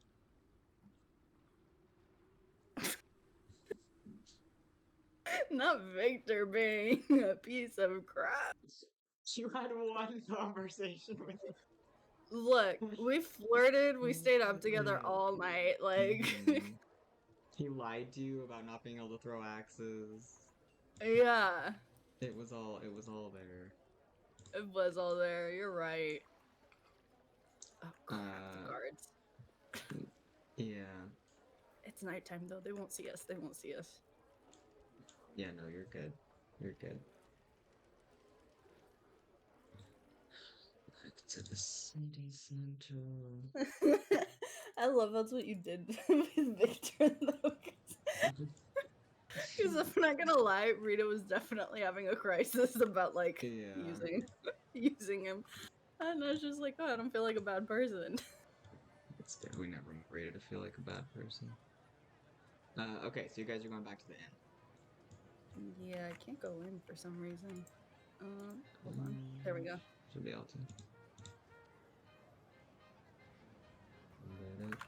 Alright, so you enter the inn. It's looking I can't pretty. enter. How Oh, do you I can't go get in? in? You're gonna you have have to click on the sign and then Yeah, click you on have- go in. Oh, You have to get pretty far in. So it's looking pretty dead in there. It seems like most people are probably already heading off. They're either at the festival or they're heading to the ball, obviously. So there's not a lot of people. In fact, you don't even see Isa at the front desk. What would you like to do? We're gonna go talk to the skeletons so that they can prep the gold and get ready to leave Gotcha. tonight. Mm-hmm. And I guess we're gonna leave our weapons here. Yeah, so you go into your room. There are no skeletons in there. I'm gonna knock on the chest. Knock knock. Nope, nothing. oh, I bet they're gambling. I'm gonna open up the chest. There's the bag of money. Oh, thank God. Yeah, take the money. Where the heck are they? They're probably gambling, knowing them. I Oh. told you Skelly's a bad influence. He is, and we did give him money, didn't we?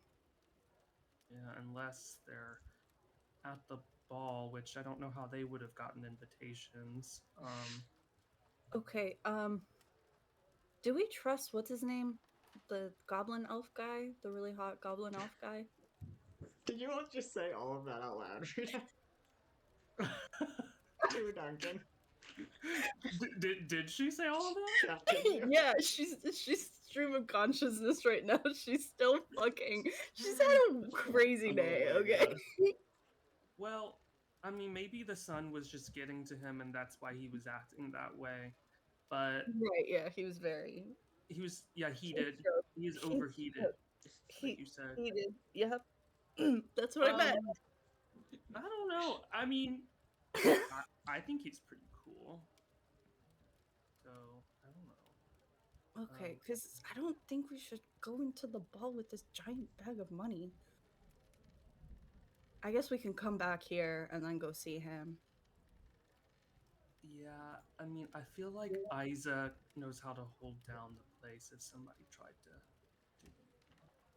Yeah, you're right. Okay. And maybe by the time we come back, the skeletons will be back too. Yeah. Okay, let's leave them a note, maybe. Okay. Yeah. Okay. Take to take our to meet have our wait outside the castle with the bag of our stuff. Just in case? Is that what we're doing? Yeah. No, or should they meet us at the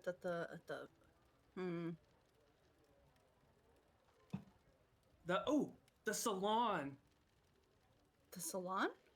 The tailor shop. Oh, the tailor shop. Okay, great. Okay.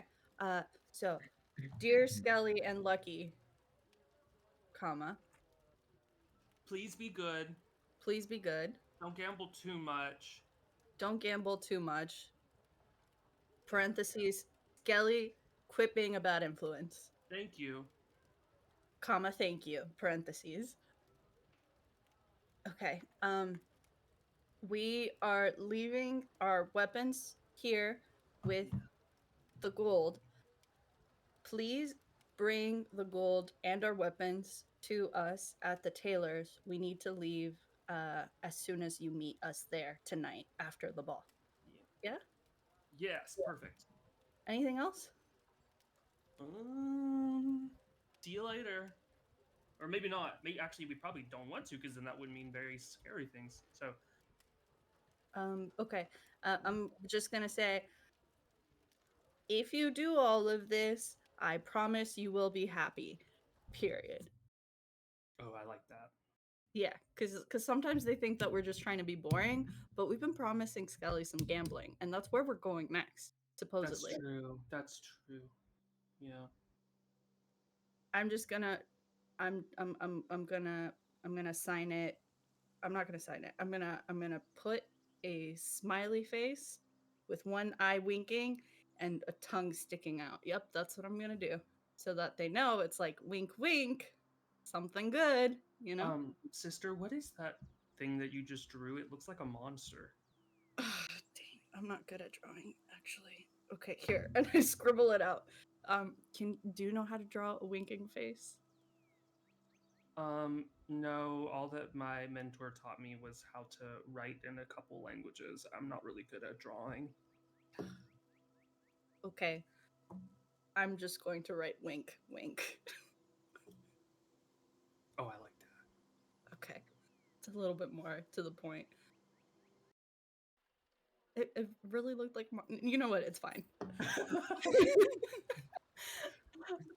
And Rita and Duncan can do anything unless an art challenge Unless. appears. yeah, our challenge not our thing. And you know what? Duncan, I'm just gonna kneel down and I'm gonna hug you. And I'm just gonna say, "Oh my gosh, BJ's alive." I know. We're gonna find him. We totally are.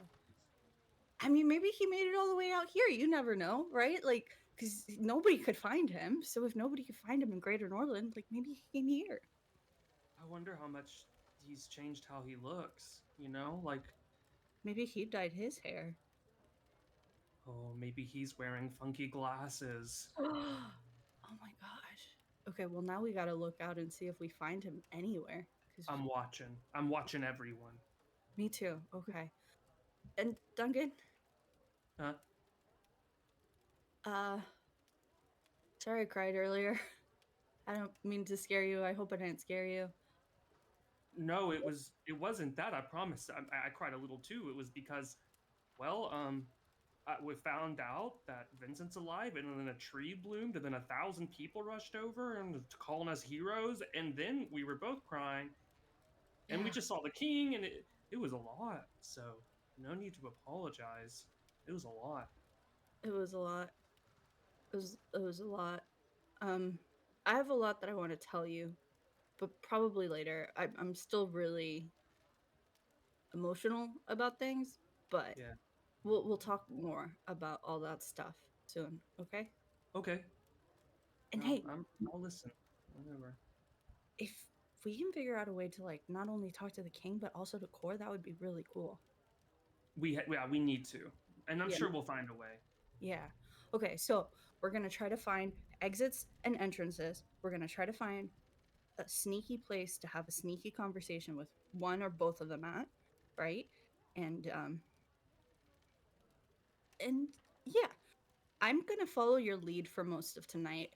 If this is as fancy an event as I think it is, I think people are mostly gonna be speaking Elvish, which means I probably won't be able to talk to a lot of people. Yeah.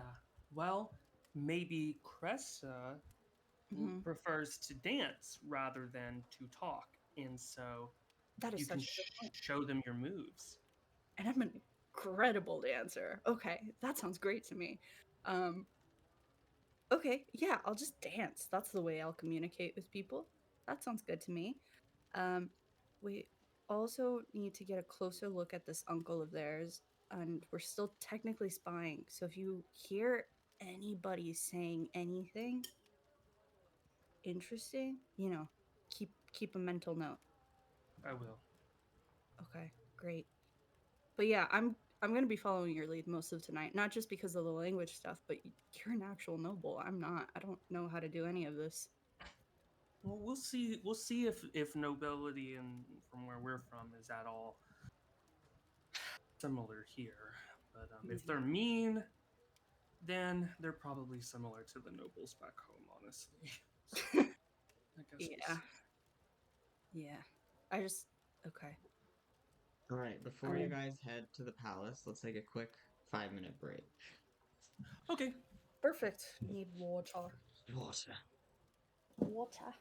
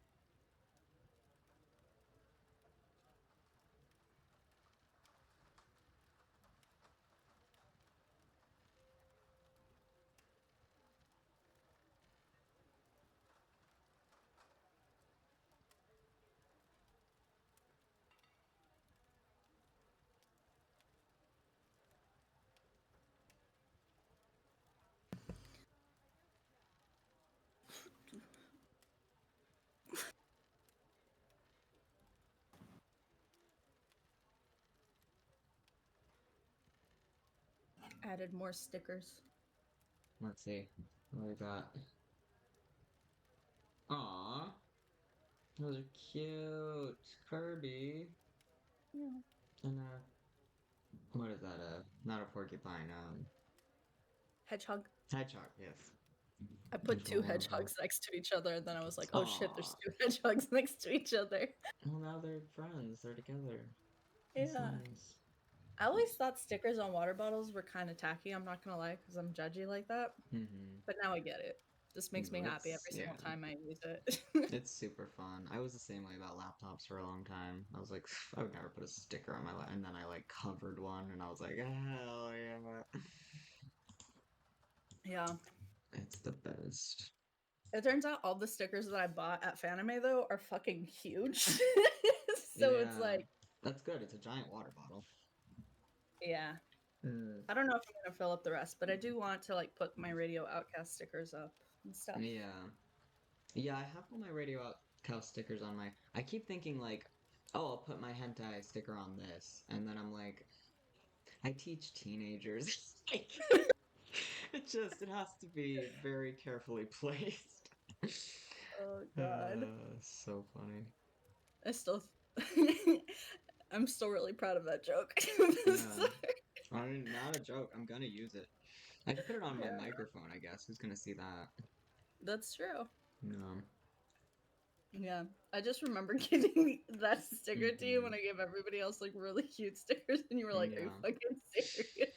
Well, I mean, it is kind of perfect because most people won't even know. Like, they don't know what hentai is, and they probably don't know what the Pornhub label looks like. Though they There's a might lot be. of degenerates out there. They might What be did outing I themselves. just walk into? At A conversation FanimeCon, about hentai. Fernanda gave me this sticker at FanimeCon that was hentai, but in the Pornhub logo. So I've been trying to figure Okay, out where look, to be fair, it was because earlier that day we had been walking through Yeah. looking at all these areas, and Jamie stopped where there were some jackets with that logo and was like, that's amazing. I would get that. I thought And I it was was like, cute. no, you wouldn't. And he was like, no, I fully would. So I was like, bet. So when I saw the sticker, I bought it for him. Cute. Yeah. And you were kind of right, because I still haven't found the right place to put it. But I will. I will. Okay. So, are the two of you gonna head off to the ball? Was there anything else you wanted to discuss? I think I do think we should just leave our weapons here, though. Mm. So, goodbye, Glaive.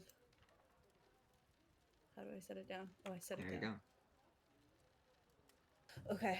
I'm gonna say I have so many weapons on me. I have a dagger, a glaive, I have arrows, hand axes. Mm-hmm. I think I'm gonna keep my leather armor on. Okay. My shield I'm also gonna keep on me because if they stop me from carrying a shield, that's weird. Yeah. Because it's not a weapon. It's a Right. fashion statement.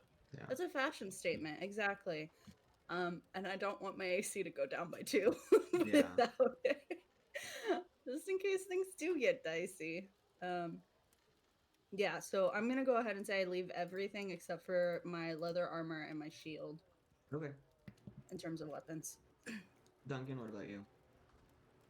Yeah, I'm gonna leave everything except the armor beneath my clothes. Okay.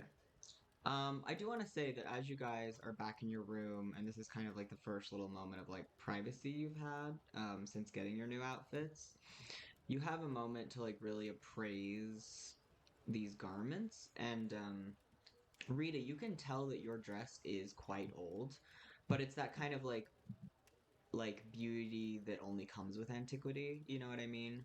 Like the fabric is probably something like wildly expensive that's not even used anymore for practical reasons. It feels silky, but also has kind of like a linen quality. Like you cannot tell what it is. And then like the adornments are all clearly like real gold. It's absolutely like the nicest thing you've ever worn. Like it doesn't like put your weight dress to shame, but like it puts what nice clothing can be into like new perspective. and Right. it very much, but it's kind of like has a delicate quality, so you do want to be a little bit careful. Um, Sure. since it is so old, and also because it was made for someone who presumably did not do a lot of like moving Fighting. around, yeah, fighting. Duncan, your stuff was actually made, as far as you know, by the tailors who work in that shop, right? So it is new. Yeah. It is very, very fine quality fabric. All the stitching is like freakishly straight, and like very like decorative. And the it also has kind of like a really, really nice linen quality, with like a couple like kind of silvery, more like shiny, reflective pieces at like the collar and like the sleeves for decoration. And it is, I think the issue you were having with the sizing is that it probably is like maybe a little bit too big for you. Um, Not so much that it's like something people would notice, Hmm. but it might make you a little self-conscious. Because it Will was, the armor beneath it help at all? yeah, yeah. So the fact that you're wearing armor beneath it does help like fit it to your form a little bit better. And it's just that like they didn't have time to tailor it to you specifically. Yeah. And Rita, about the dress, I'll also say that again, it's not like it doesn't fit, but for you, it's like a little on the small side. Um, Oh shit. so yeah, since these clothes weren't like tailored specifically to you, there's and also like that dress clearly was not made with like armor in mind underneath. Um, Okay, so I need to remove my leather armor. I mean, if you want it to fit absolutely perfectly, you can, but it's not that big of a deal. I'll take it off. It's fine, but I'm Oh gonna damn. keep the shield. Okay. Okay, so yeah, so you take the armor off and you notice that it does fit to your form much better because clearly it was made to like be perfect for like um the human form, not armor. So yeah, so considering it is just some antique dress that they threw at you, it fits shockingly well. Okay. And Duncan, yeah, go ahead. I'm gonna add to the note then, Hmm. for the skeletons to bring us our our clothes that are on the bed, as Okay, well as gotcha. Hmm. the weapons and stuff. Right. So just bring everything. Yeah. Yeah. Okay. Is there anything you guys wanted to do before you head out? I don't think so. I think I'm good. Oh, because we're gonna be gone for a bit, Duncan, I wanted to ask you if you wanted to send anybody a letter home. Mm, Maybe we can leave it with the front desk, you know, hmm. and maybe by the time we come back, we'll get word back, or who knows. But we're staying in the city for quite a bit of time, so I thought if we're going to be sending word back home at all, this is probably the right time to do it because we're not going to get a chance I will after. say probably need to write to Dad. So guess I should say where we are. Okay, yeah, whatever you want. And there's no rush. We can also do it later tonight, and then just Let's do it later tonight, and I can say that I danced and yeah, we can send. Yeah, that would be fun. I can tell him that we went to a ball. yeah. Because if anything, we could ask that Dragonborn guy, right, at the bar. Yeah, Bars stay open really late, so we can ask him to send them off for us. But I just thought it would be a good idea that's smart. since we're gonna be here for like a week. So, okay, we're ready, All right, right? Yeah. let's go head on out.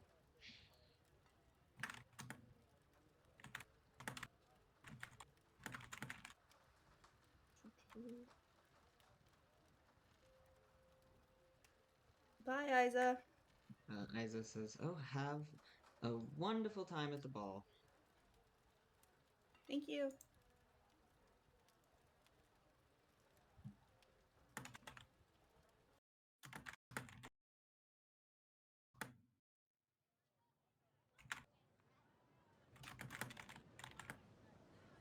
Okay. Yeah, so it is fully evening now. The air's cooled off outside. It's nice. It's a nice summer evening. Two of you head on up to the palace.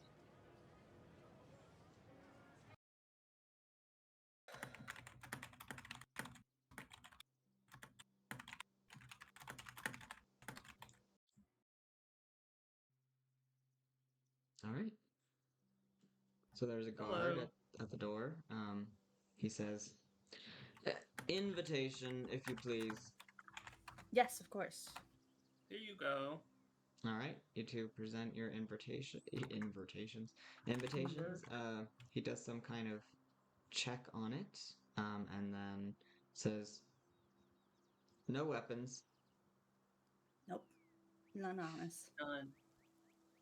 And he nods you through, so you can go up to the flower pot. That's your portal to get inside.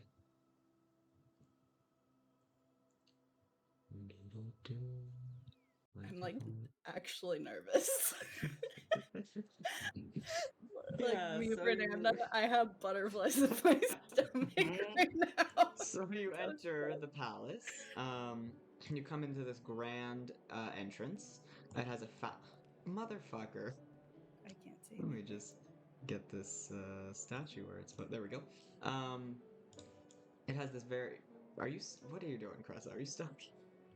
Oh, I couldn't see anything, so I was refreshing. Oh, okay, you in? Okay, great. Yeah. Yeah, so this grand fountain in the middle, which seems to have these figures of life and death on top. Though you don't necessarily recognize them as anything specific. There are two hallways going off to the right and left, and then there is another staircase that leads up to the next level, which isn't actually closed off. It's like a balcony. It's like a giant balcony type situation, so you can see up there, and you can see that there are people up there, so presumably that's where the ball is. There are also people kind of huddled around the staircase talking. There are two more guards, but they don't give you any trouble. It seems to be presumed that if you pass, the entrance, you had your invitation. So yeah, where would you guys like to go? Well, I guess I want to check out the fountain first. Oh yeah, go ahead. Yeah, so it is this fountain with, water. These fountains have water. And it doesn't seem to have, like, you don't know where the water is coming from, if it's like a fountain that, like, recycles the water somehow, or if it's coming from beneath the palace, or what the deal is. But yeah, it has these two figures, both very imposing on top. One, Duncan, you immediately recognize as Mercule. It's like the kind of typical hooded figure.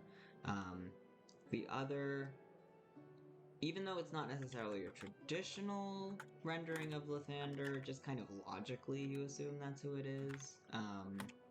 If you want, you can do investigation or insight or see if you get anything else. Yeah, baby. Oh no. Oh god. I know who it all is. Okay. He's really good at religion, man. Yeah. So, it's not Lathander. It is that god whose name I can never remember, even though I'm the one who brought him into this campaign. It's the god of endurance, the one who Oh. the High Cleric worships. So there's kind of this weird dichotomy being created here, right? Where it's like there's death, there's the god of endurance, which again, not at all what you would have expected. As kind of like a little tableau. And what you're kind of getting from that, Duncan, is that this has been placed so that it's like death and endurance are the two most powerful beings, and they're like on the same level. Whereas, like, obviously, Lathander and you just are being left out. You also notice that the figures around the middle of the fountain are very, like, fey looking, like they have wings. One of them appears to be, like, part lion. And it's very, very interesting to you that the Fae are so obviously looking up to these figures, because usually when you think about, like, Faedom and Feywilds and stuff, it's not necessarily equal to the Celestial Realm, but it's kind of adjacent, right? Um, so, yeah, in this very specific point in the palace, for whatever reason, a lot of reverence is being given to death and endurance. And even like the Fae, who you know now that the Hyro family have this kind of like weird, kind of like generational contract with, that's like not written, obviously. Mhm.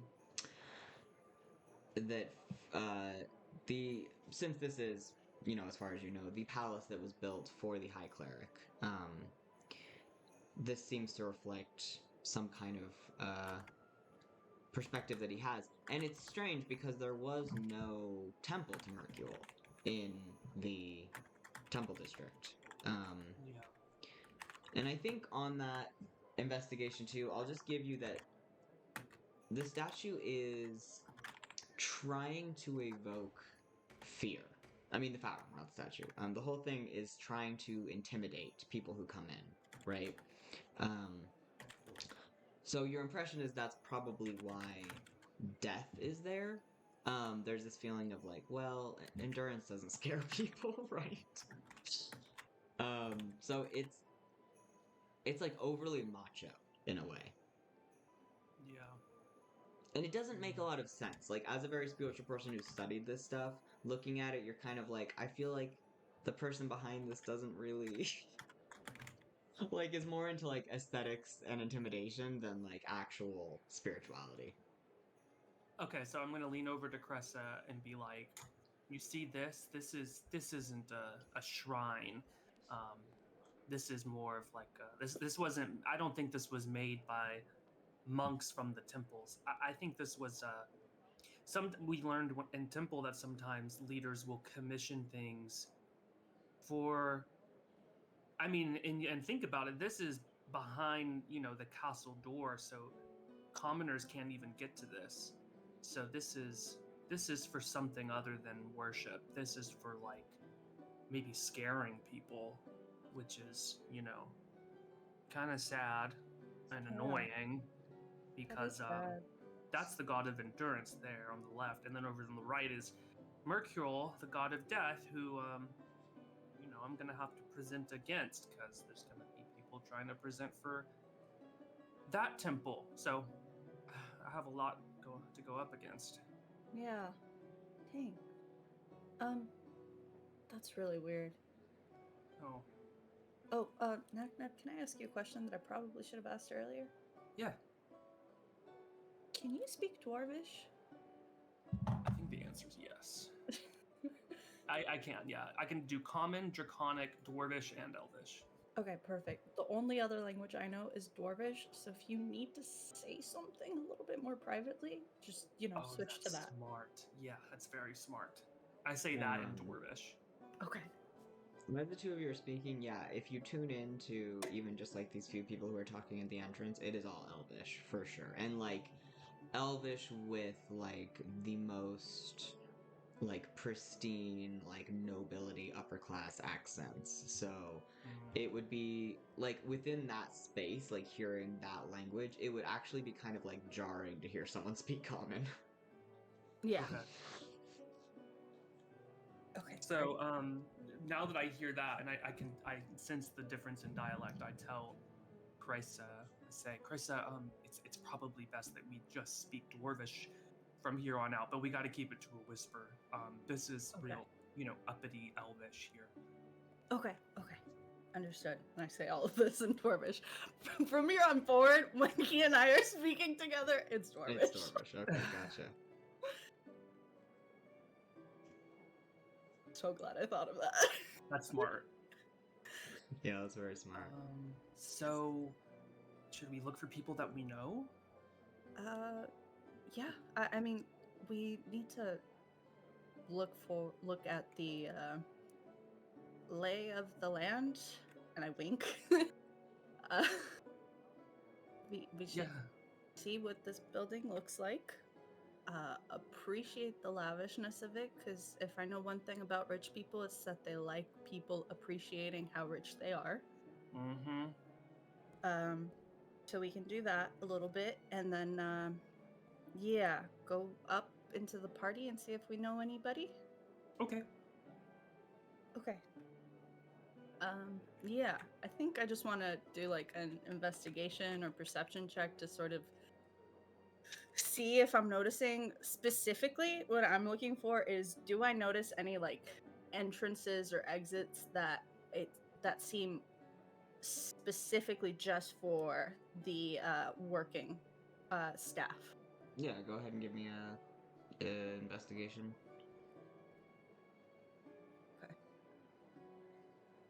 It's a 12. Or wait, yeah, 12. Oh, damn, Okay. nice. No, not. What did he get? What happened? Oh, that Wait. wasn't a. That was for the statue. Oh. Yeah, you already had that. Oh, there's mine. There we go. It's okay. That's still better. It was a DC 10 anyway. Oh, great. Because it's pretty obvious. So over to your oh no, left. If you peep in there, which you as you pass, you can kind of see in the room, is a throne room. And as far as you can tell, there's no entrances or exits, other than like the main hallway. To the right is like this really lavish, grand dining room. And there is an entrance at the back. And as you look over, you actually see a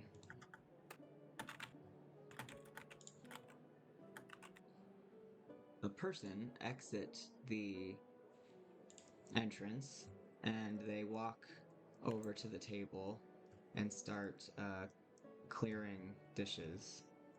Oh, and a candle for some reason. No, they're taking the candles, and then they go back in the entrance. So it seems that that's a servant's entrance. Okay.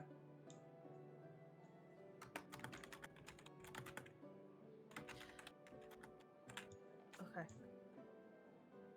Great. I'm just going around pretending like I'm like, oh wow. Yeah, no one is giving you any trouble. It seems like tonight, like if you had an invitation, it's kind of like you're in, you know? Yeah. So even though we're like human, they're not like freaking Well, I mean, out. the guards are fully masked, so you don't know what their reactions are necessarily. But yeah, like the elves and stuff, like they're not really paying you any attention. You're just two other people at the event. Does it look like I can walk into the dining room? Yeah, I mean, the guard doesn't stop you. Okay, I'm just gonna look around the dining room and I see a letter there. I just You want to read the letter? yeah, I just kind of want to like poke my eye and just be like, oh, what's that say? Can I even understand it? It's in Elvish, so Fuck. yeah. Do you want to? I'm just looking around. I'm just looking around, and I'm gonna like nod my head. Oh yeah, that's a nice table. So, Duncan, Window. are you reading this letter? Nice window. Oh,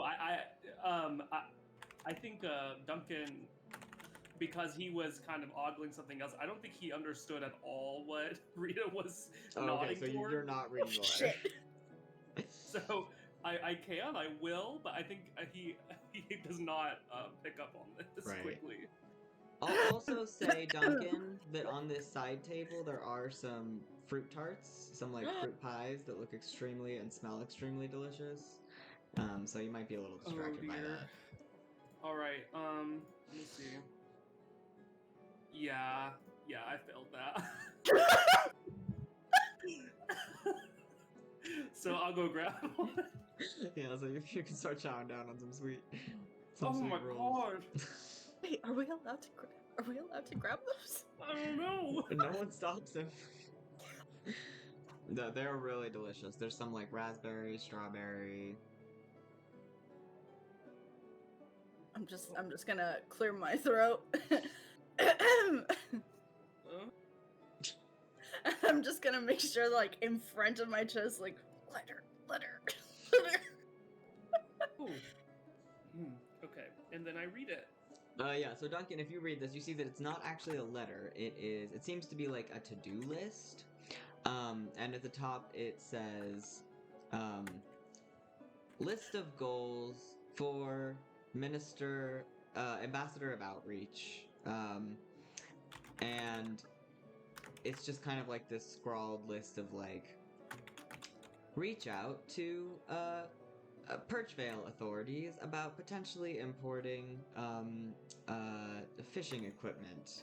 Reach out to Sealock to ensure that the music students are traveling on schedule and the performance will take place as agreed upon. And it's just like the rest of it is just like mundane, like food export or like import requests and like um, other like cultural, like, could we have people from Greater Norland teach us about pottery? Like, it seems like he was really like spitballing. We're great with clay. Yeah, We've established that. exactly. This is true. So that's This what is that true. is. Oh, okay. So, it was really a bunch of Oh, there's a Should we go to a different yeah. There's a guy right. room? Love this fountain. Such a Um, beautiful fountain. So it was kind of boring. It's a minister of outreach stuff, and it did say a little bit about culture stuff from Greater Norland, and it mentioned students of music who are going to be showing up soon. So that has to include Byron, right? Like they have to. Yeah, it has to. that. I doubt that they have a bunch of people from Greater Norland coming in. Probably not. I mean, they do have weird, ugly fountains, so I wouldn't be surprised. But you never know. Did your dad say that Byron was coming here or to the Valley of Coin? I don't know. Student of music. Who knows? The Bard school. I assume that they get around. He's coming here. In the letter, it said he's coming here. Oh, he's coming here. The letter said. Oh my god, wait, do you think he's gonna be here for the wedding? I don't know. It Do you said. think he's here now? Oh. I don't know. Should we look? Should we go searching? Oh, okay, but hold on, before we go up there, if Byron is here, we can't act like we're related to him. Because he's Well, I have probably not. glasses on. Yeah, but he's probably not pretending to be anyone other than Byron Voss, you know? Oh. Well, bards are supposed to be good at performing, so if he happens to notice us, and we're just gonna have to tell him. Okay, okay. roll. So, secret conversations with 3 people now, and I'm okay with that. We just gotta figure out where.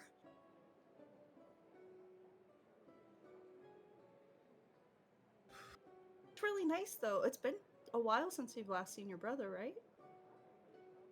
Yeah, I wonder if he's still as goofy as he used to be. Yeah. He was always kind of the goofy one. Yeah. He just always seemed like a really sensitive kid to me. I mean, I don't know why I'm calling him a kid. He's, a few years younger than me, slightly older than you. Wait, no, younger than you. No, Byron is 14. Yeah, he's a year older, I think. He's older. He's slightly older than you. Yeah, he's okay. Well, it's a good thing we remembered, because imagine if we walked up there, we saw him, we were like, "Whoa!" This is so crazy. Like, I just feel like I'm gonna see all of my brothers here. You know, like that's just like this. It's just so much happening.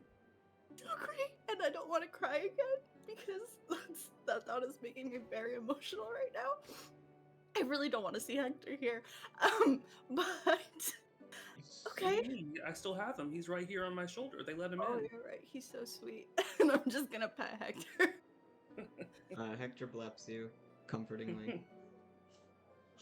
Okay, so okay. Anything else you wanted to look at around here? Not necessarily. Okay, well then lead the way. Guess we can see what's up this. Yeah, so that is the big balcony that you can see, and as you ascend the stairs, you find that it is a massive ballroom. where there are many, many very well dressed, mostly Oh, elves, shit, it is fancy. cavorting about, and you also see that there are these two trees on the dance floor. No one is dancing yet, but there is a full band playing. You recognize several of the band members. One is Callan, the violinist who was just selling you cups. Um, Oh, one of them, Callan's a musician. one of them works at the bank. You met him. Of And one course, of them is the innkeeper's daughter. Oh, and Yeah. Annabelle, Yes, and Annabelle, who you met at the tailor shop. who we tried to convince to sing a song of futures. Yes. Yeah, so as you enter, you just see a lot of really fancy looking people, mostly elves, as I said. You do see a fairy. And if you look all the way to the back, there's like another elevated spot where it seems like the royal family is hanging out. You see Riley, Safiel, and Kor standing at the front. And behind them, there is a group of people you do not recognize, but presumably they are royalty. We can talk more about them as you get closer if you want to know more. But for now, all the way back here, yeah, you just see a lot of people drinking this like kind of golden-looking wine, enjoying fruit pies, and it's a good vibe. There's clearly like magic on display. These trees have kind of like an ever-blooming flower spell going on. It smells amazing. There's like this warm breeze coming in from outside. There are two balconies, one on each side. And yeah, it's just a good vibe. Everyone seems to be having a good time. You see Leotris on the right side, as well as Charlotte and her father. There seems to be. You were not told this, but there seems to be a green vibe going on, a green theme, since it is like the summer festival day. Charlotte, however, is in all black with red detailing. Good for her. She stands out quite a bit. We love a goth queen. I'm gonna have you both make perception checks for me. Well, are you guys looking around at people, or what's your first move? What are you? Oh, I'm looking around. Okay. Yeah. Okay. I am too. I'm looking at the people, and I'm also looking for potential places that are private. Yeah, give me perceptions. Okay, please. Oh, thank God. Ooh. 22, Okay, baby. all right. Wait, doesn't Duncan get advantage on perception checks? I think he gets. Is it perception? Oh, yeah. And it said something in parentheses too. Let me see. I think you're better at telling people's true feelings, or you're better. Oh, at it says telling people Blessing of lying? Vengeance. You now have permanent advantage on perception checks, and then in parentheses, you're better at telling if someone is lying. Okay, great. But yeah, I mean, it can apply to anything. So yeah, give me that perception. So god damn it, 22. Okay. 13. Awesome. Okay. Let's go. So on that 22, Rita, I'm gonna say that you managed to notice him before he notices you two. Let me do a roll for him to see if he notices you two. Who is him? Yeah, I'm so nervous. Okay, so he does, but not until after you notice him, Rita. So you have a moment here. You look over and you see Ro Moon from the Death Mines. Oh my talking God, to no, an Ro elfin Moon! man. I forgot about him! I'm just gonna shake my head at him. No, he hasn't seen you yet. He hasn't seen you yet. Oh, he hasn't seen me yet. I'm going to immediately turn to the opposite direction of him and grab Duncan and pull him in that direction as well. Okay. Ro Moon was the old man who kept hitting on Rita in the Death Mines. I don't know if you remember him. Oh. Yeah, I did not forget him. He made me so mad. You knew that he was traveling to the Bay of Cups. He did say he was going here. Fuck. Okay, so you're trying to evade his notice now. Yeah. Go ahead and give me a stealth. Oh my gosh, I can't believe he's back. Duncan, you did not notice him, so you don't know what's going on. Mm-mm. Oh man. Okay, I'll do a counter perception. See if he manages to get you. Real bad. He's not a smart guy. Come on. 11. Okay, yep, nope. You evade his notice for now. Okay, I I bend down closer to Naknud and I'm just like, Romulan from the Death Mines is here. Oh, I'm trying to think if Duncan was like even mature enough to like know what was happening back then. I feel like he just So, probably shouted at the yeah, man because he was being really aggressive. yeah. I don't think he really picked up on No, he the didn't. flirting. I Yeah, remember he didn't. yeah. Um, Oh, but he was the guy who left the Death Mines with us. He was with us when we got the skeletons too. wow. Well, if there's And one thing this palace is going to have, is a lot of old men. What are you gonna say? he knows your dad. Oh, He knows Hector too. uh, should I put Hector away? Not this Hector, the other Hector. Oh, my brother? Yeah. So he Okay. knows who we are. Like he knows who we are a lot. And if he's been hearing the rumors, he knows everything about us, which is not good. Um, Should we get another soup bowl? ah, I don't think this is the place where soup is gonna cut it. I think that's just gonna make us more Oh, attention. But that's a great idea. Maybe we just try to avoid him, or oh my god, am I gonna have to flirt with an old man? Um, I don't want to do that. Okay. No. So there's kind of a quieting in the room, and someone taps on a glass, and all eyes turn. The band quiets, and all eyes turn to the kind of elevated balcony area at the back of the room, and this man in this really long blue and gold robe steps forward and says, and his voice just, permeates the room easily. He has a very commanding presence, and he says, "Thank you for joining." Oh, in Elven, by the way. So Rita, you don't know what he's saying. He says, I'm just gonna nod "Thank whenever it you feels appropriate. for joining us on this, the first day of summer." And people clap, like, and he says, "This is not only a joyous occasion for that reason, however. We also have to look forward to the combining of the Hyro family with another wonderful Fae." Okay, so Duncan's translating everything. Um, Another wonderful Fae. Uh, what is late clapping? A couple people glance at you, Rita. um, Powerful Fae influence, and my longtime friend. Though it is a bit ironic, I suppose, that we should be officially announcing it here on the first day of summer. That we should be announcing it here on the first day of summer. The wedding of my nephew, Terrell Hyro, to Aurum. And Riley kind of nods, like, mm-hmm. And then this man walks into the room, and the whole atmosphere kind of changes as he does, because this is a celebration of summer.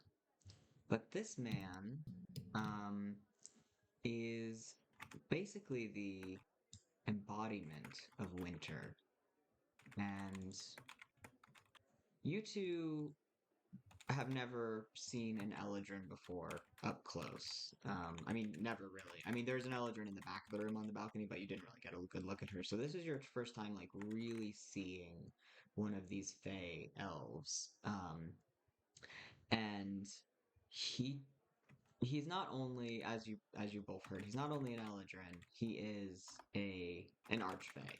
Um, and you can just tell. The whole atmosphere of the room changes. Even standing where you are, like a good 30 to 40 feet from this guy, you can feel cold as he walks in. And the the beautiful summer magic on the this guy's creepy. The beautiful summer magic um, on the trees all fades away. Um, and he just stands there looking at everyone. Yeah. And he doesn't say anything. He doesn't say a word. But since he was kind of, summoned by the High Cleric, he walks over and stands kind of next to slash behind Riley. And the two of them, uh,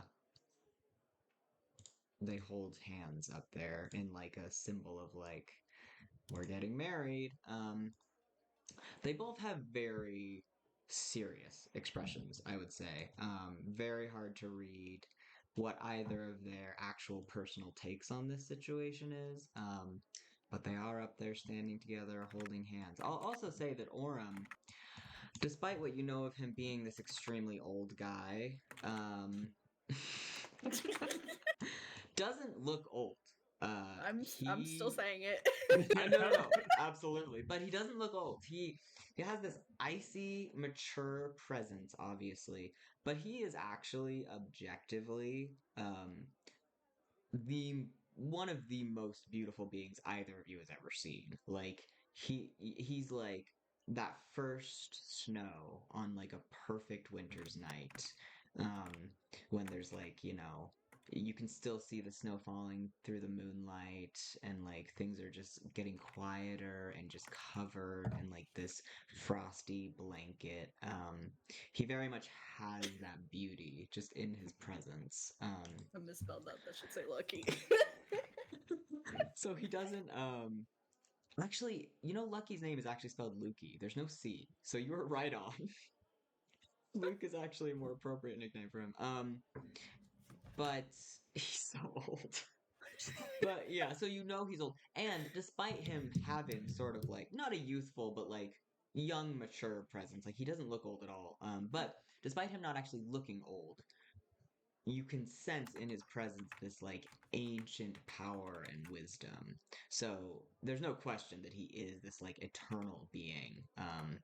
But he just looks, he looks fantastic. So Can I do an insight check on Oram?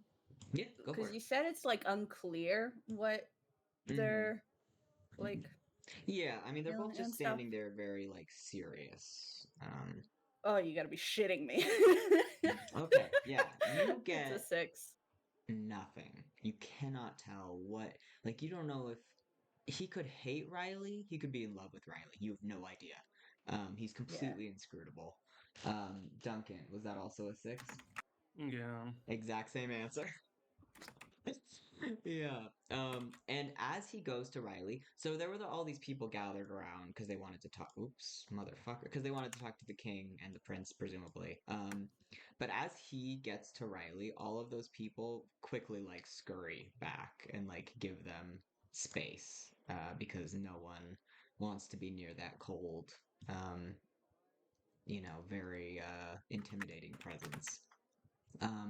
So yeah, Oren makes his dramatic entrance and stands next to the king, kind of in a very, not territorial necessarily, but just kind of in an official manner, like, yes, we are getting married. And the man who was speaking before in the blue and gold cloak continues, and he says, "This has been the wish of our family for many years, and I could not be more joyous to see it come to pass at last." Or Oram. Tassar is saying this. Okay. Yeah, no, Orm has not said a word. And so Tassar finishes up and he says, "Thank you for joining us. I hope you will enjoy the night. I hope that you will enjoy summer. Um, as you all are aware, my own beautiful, wonderful wife is a spring Eladrin. So I'm afraid she is a bit out of sorts tonight and will not be dancing. But I thought it would be lovely if the opening dance were to be done by my own wonderful, loyal daughter, Safiel. And Safiel gets a fucking round of applause. They love her here. People are like, yeah, let's go. And the young prince, uh, yet to be betrothed, though I'm sure we will find someone for him as well in the coming years. Shut up. Prince Kor. And This piece of shit. yeah. So Safiel. Oh, by the way, you notice looking up Can I here do that yeah, go ahead. an insight on core? Yeah, sure, go for it. You notice that Safiel has this flower crown on, and Riley and Core both have one of the flowers from her crown in their hair. Like it's very clear that she like picked them out of her own hair Aw. and gave them. So there's a sense of like good vibes there, you know. Duncan, was that on Core? Mm-hmm. Okay, on a 10, you can tell you can't tell like deeply what's happening with him, but you can tell that he is over it. Yep. Like he does not want to be here. He looks super like uncomfortable in his like noble clothing. He's yeah. Let me actually do a roll for him to see if he's noticed you two.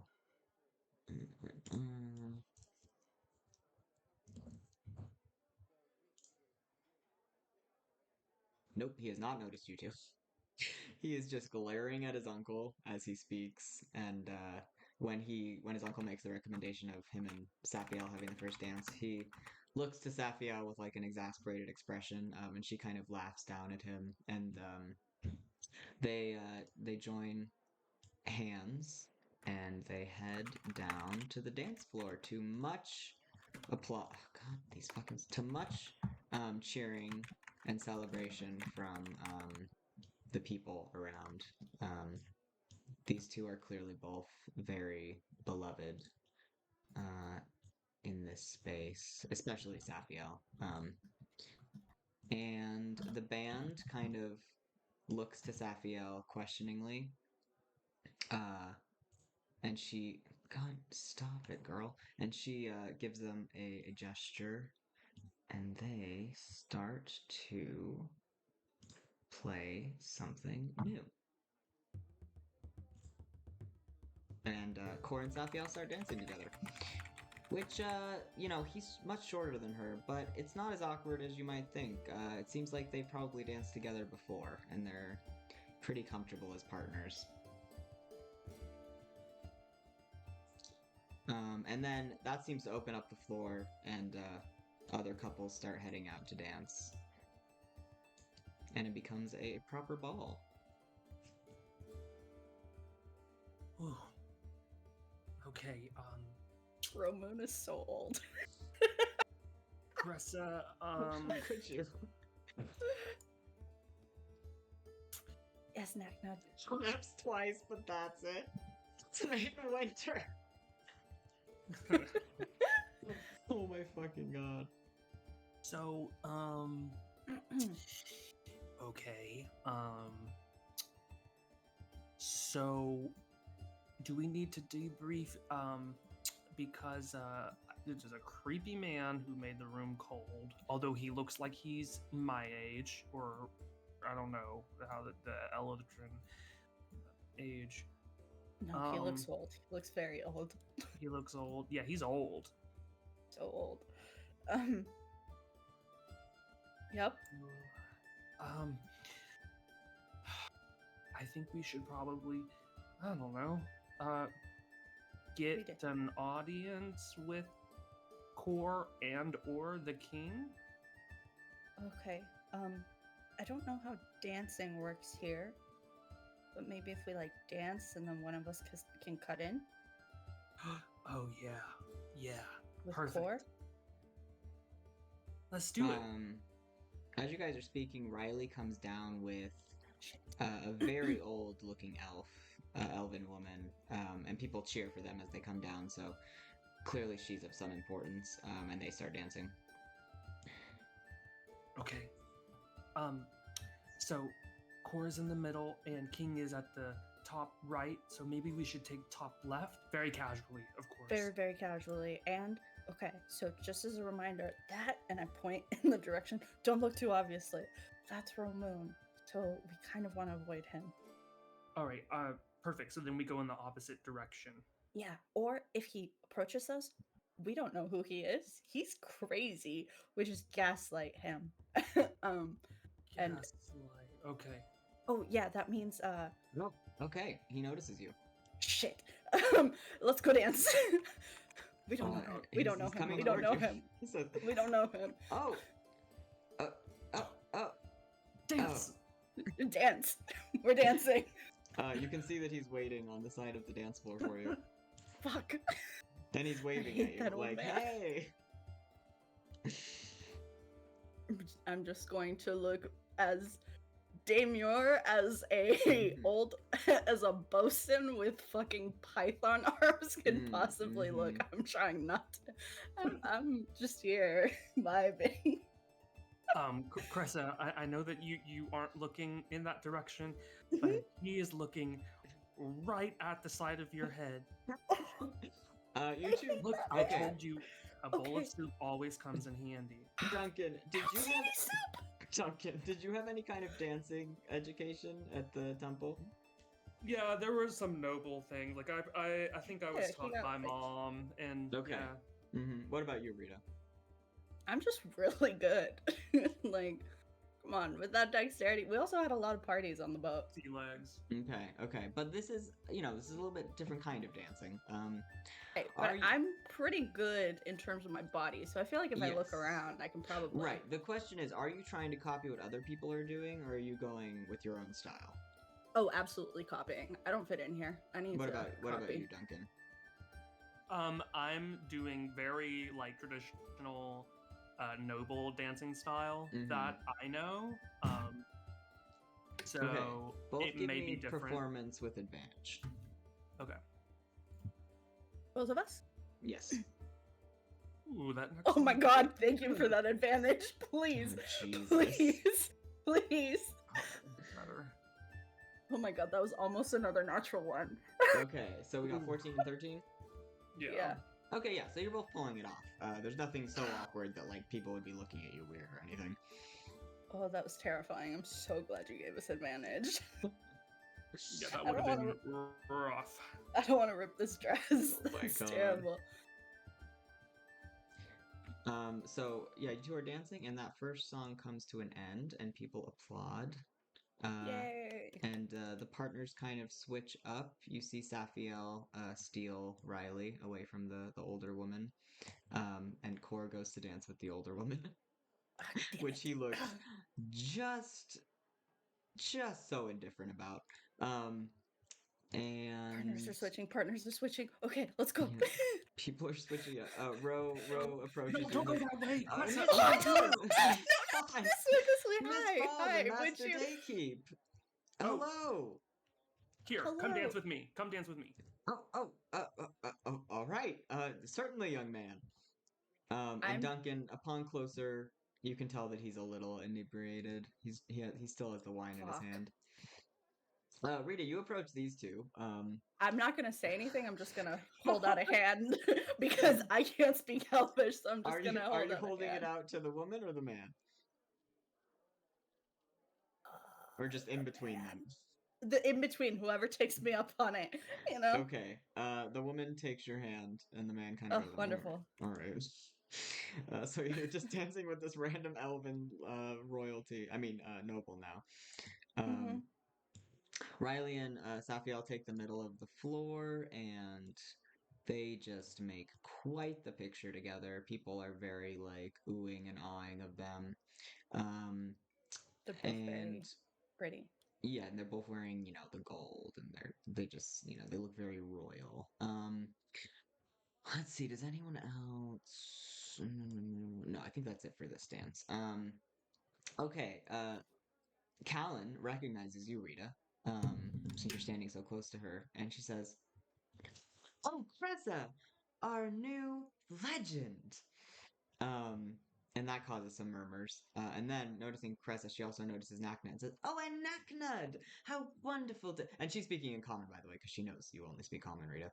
She says, "How wonderful to see you both here." And this causes quite a stir, because not only is someone speaking common, but she's just called you a legend. And so some I eyes can't are just be a person anywhere. pointing in your direction. And Callan turns to you, Rita, and says, "Uh, Give us a song, Cressa. We'll play anything you desire." A song. Are you in the Shit. mood for romance, perhaps? And she kind of winks at you like she saw your reading. Anything that your favorite romantic ballad would be wonderful.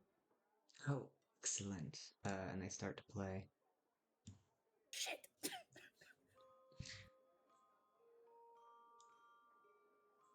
And it's more of a slow dance. Oh. Well, that's good. And more people come onto the floor. Your partner, Rita, looks at you and says, "Oh, do you only speak common?" Yes, sorry. I'm originally from the Isle of Wands. "Oh, I did not know it was so commonly spoke there, but I suppose with a half-elf king it makes sense." Yes. You're very graceful, and I really like your dress. "Oh, thank you." Okay, going over to Naknut and Romoon. Romoon is immediately just talking your ear off, Duncan. He's like, "Oh, it's been so long since our time together in the Death Mine. I was certain I would never see the two of you again, but you are looking very well, Master Daykeep, I must say." Okay. As soon as he says Master Daykeep, he because he was in the Death Mines probably speaks Dwarvish, right? Yes, he does, yes. Okay, so in Dwarvish, I'm going to say, like, I'm trying to do two things at once. One is like, I'm not saying he needs to be in on our plan, but the fact that Right. I am speaking Dwarvish to him tells him that I knew he would speak Dwarvish, and what I say is, my name is not Duncan Daykeep. Her name is not Rita Voss. Our names are Cressa and Naknud. Do you understand me? Give me a persuasion, and I'm gonna make a intelligence roll for him. Drunk old man. Yes, let's go. Okay. Oh man. So that was an 18 persuasion. Okay. So your sense is that he does not understand what you're getting at all, but he nods and he goes, "Oh, Naknud and Cressa, yes, of course, I perfectly understand." But you can see that he's just confused beyond words. He goes, "Excellent. Well, Naknud, how have your travels been through Terith? Can you believe that we arrived mere weeks ago and now we are at a ball with the royal family?" In Dwarvish again, I say, I'm so sorry, sir, but I think you've had a bit too much to drink and you've confused us with other people. Did you not just hear that we are legends here, Naknud and Cressa, for something completely different than whatever you're speaking about? And he kind of stumbles back and says, Perhaps I am confused. Perhaps I need to sit down." Kind of in like mid-song, he wanders off. Get the fuck out of here. And then that's the end of that song. So partners are switching up again. Duncan, you are brusquely approached by Core, Core! who says, "Would you care to dance?" Yeah, let's dance. Okay, so the two of you are the partners for the next song. Rita, your partner just kind of wanders away. She did not seem overly interested in you. What would you like to do? Totally fine. Crap. I don't know what to do. I think I'm just gonna wander over and grab a drink. If Okay, nobody's great. approaching me, I'm gonna go grab a drink. All right, so Rita's getting a drink. Yeah, you can get it from this man who seems to be a servant, or you can get it from the table. Your choice. I'll get it from the man, and I'm just going to smile politely and nod. He smiles and bows back. Okay. So this time, Callan turns to you, Naknud, and says, "The next recommendation will come from the legend Naknud. Oh, who is dancing with his grace? What a wonderful combination!" Oh, yeah. Do you have anything like a sea shanty? A sea shanty. And she kind of turns to the band, and they are like trying to figure out what they could possibly play, and then they start. Okay. Okay. Am I speaking to Core now? Yes, you two are dancing. Okay, so under my breath, I want to say. So what is happening? I feel like so much has happened. Is it this marriage thing? Is this good? No. Well, why is he doing this? What is this deal that he made? Why is he being forced into it? What's happening? Okay, well, Orem has always wanted to marry Riley, and it's a whole thing, and we don't need to get into it right now, but I mean, they found out that I'm not a cleric of Lathander, and it was a whole thing, and now Riley is doing this because he thinks he needs to, like, appease them through some sacrifice, which is probably true, but that doesn't matter. Listen to me. You need to get me out of here. I'm gonna find 13, and we're gonna... He'll fix this whole situation.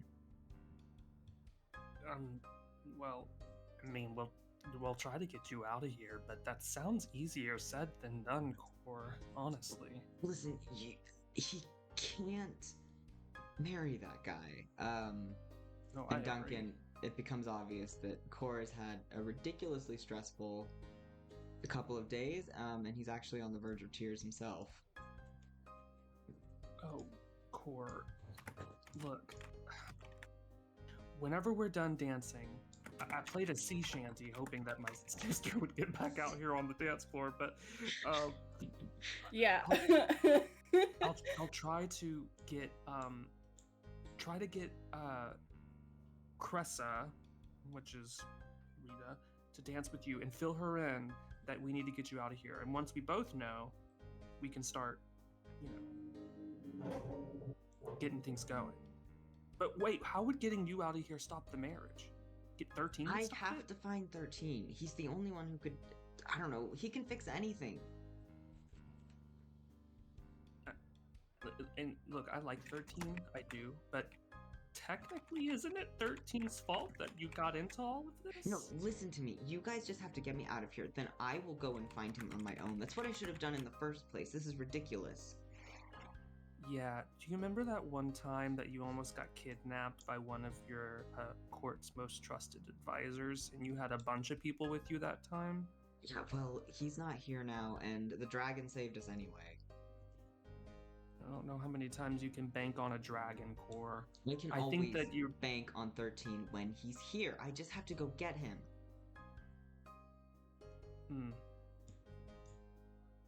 Listen,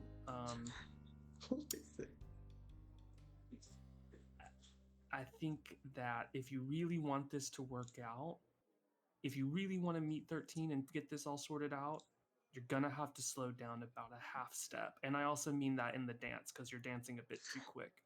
He is not a very good dancer, it's true. At the end of the dance, Duncan, Riley comes over to you with Safiel, and he says, "Oh, my fair cousin Safiel was just telling me, Naknud, that you wish to have a temple built for Aegis here." I do, yeah.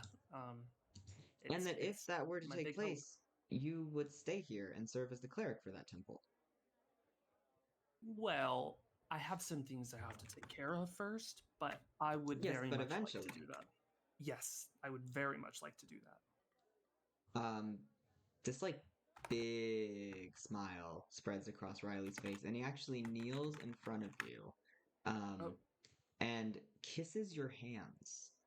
Um, and this is so you recognize a couple things from this, Duncan. One is that this is a very religious gesture. So like a a royal person like kneeling and doing the whole like servant thing to a cleric or a follower of a god, right? It's very much a gesture of like reverence for the fact that like even the most royal mortals don't compare to the greater powers, right? yeah. So you recognize that gesture as that. You also realize that Riley is uh kind of drunk. Oh shit. Not terribly, but you know there is wine going around. And he just smiles up at you and says, "That's such good news. I am really looking forward to your presentation." Um, and Safiel says, "Oh, well, Taro, you know, I have not actually made the selection yet, but I am glad to see that you are enthusiastic." Duncan, what is your Yes. response to this? Um, my response should be my response because I at first am a little bit shocked by this, but then Hmm. also I have to be careful because I'm familiar with him, so I have to kind of distance myself as if I was somebody who was Hmm. not Duncan. So I'm gonna say, "Oh, thank you, my king. I appreciate that so much." Hmm. Rita, you want to give me a Constitution save? Yep. Yeah, go ahead and give me one of My those. constitution's great. I'm gonna be fine. All right. Oh shit. I sailed Yeah. with sailors. I know All how to right. fucking drink. And you So know what? I'm yeah. gonna go grab a third drink. You are a lot better with your liquor than Riley. So yeah, you're just pounding them back over there. Everyone, by the way, is watching this interaction between the king and this cleric, because it is quite fascinating to them. Um, Rita, what can you? They're all speaking Elvish, by the way, because Riley knows that Duncan speaks Elvish. What is your impression of this little scene that you can't understand? And it's kind of too far away for you to really hear anyway, but. I think Rita's just sort of relieved that Duncan is getting a chance to talk to both Core and Riley, Mm-hmm. because that's good. That's Right. important. Um yeah, I don't know what she's thinking right now. She's like completely out of her comfort zone. Like this isn't a battle, you know? Mm-hmm. I don't think she knows what to do here. I think Um, she's probably just wandering around the dance yeah. floor while Romoon, drinking and Romoon looking chases after over. you. He says, "Oh, Oh my Miss, god. Kreza, would you care to dance?" Did he say that in common? Yeah, yeah. I'm gonna just sort of sigh, finish the third drink, go set it down. I don't know how to set it down. Yeah, all right, fine. All right. So he takes you out to the dance floor. He's very excited. He's talking your ear off. Just kind of the same gibberish he was throwing at Duncan, like, "Oh, it's been so long, and how crazy is it that we're here?" And so Duncan Riley stands up, uh, and he just looks so happy. Like you probably have never seen him look like this. Um, and he says, "I just sorry, I didn't know that you might be staying, you know, long term." And then he like kind of does like a, "Oh shit, what am I saying?" And he's like, "Anyway, as I said, I'm looking forward to your your case for a temple for Aegis." Well, thank you so much. I've had a great stay here, and me and my traveling companion recently were um, given the titles of the champions of the summer festival or something. Actually, I would Oh. love for you to both meet my traveling companion. She's right there with the man in the hat with the pink feather. Oh, Riley walks over, and Safiel comes over as well. Because she knows you, Cressa, obviously. Core follows and kind of like grabs your sleeve, Duncan. Oh, He's very much like in cahoots with you right now. He's like, you're not escaping. Like, you're getting me out of here. And Riley looks at you, Cressa, and says, "Oh, is it true?" Says in common. Is it true that you're this young man's traveling companion? Hey, yes, Your Majesty. I'm Cressa Rivera. We've worked with the Crown before at the Isle of Wands. I'm sure you've met many people, so you might not even remember us. No, I can't say that I do, but it is such an honor to have you here at my engagement ball. My goodness. Congratulations on your engagement. Thank you. Um, would you like to, and as he's clearly about to ask you to dance, you feel this cold presence come up behind you. You didn't hear Feeling the anything. presence, I'm gonna rush Yeah. over and just say, "Yeah, I'd love to." He didn't finish his question. I don't care. I'm going to interrupt and say, "Yes, Um, I'd love to." And yeah, so Orem comes up I'm behind you. not polite. I'm a you sailor. you haven't looked. No, but I but can you feel it, so that's enough. and Romoon is kind of like, oh. And he like wanders away sadly with his drink. Um and Orem and Riley looks at you and then he kind of looks up at whoever's behind you, who you know is Orem. Mm-hmm. And Orem addresses you, Rita, in common. And Oh. he says, "Excuse me, young lady.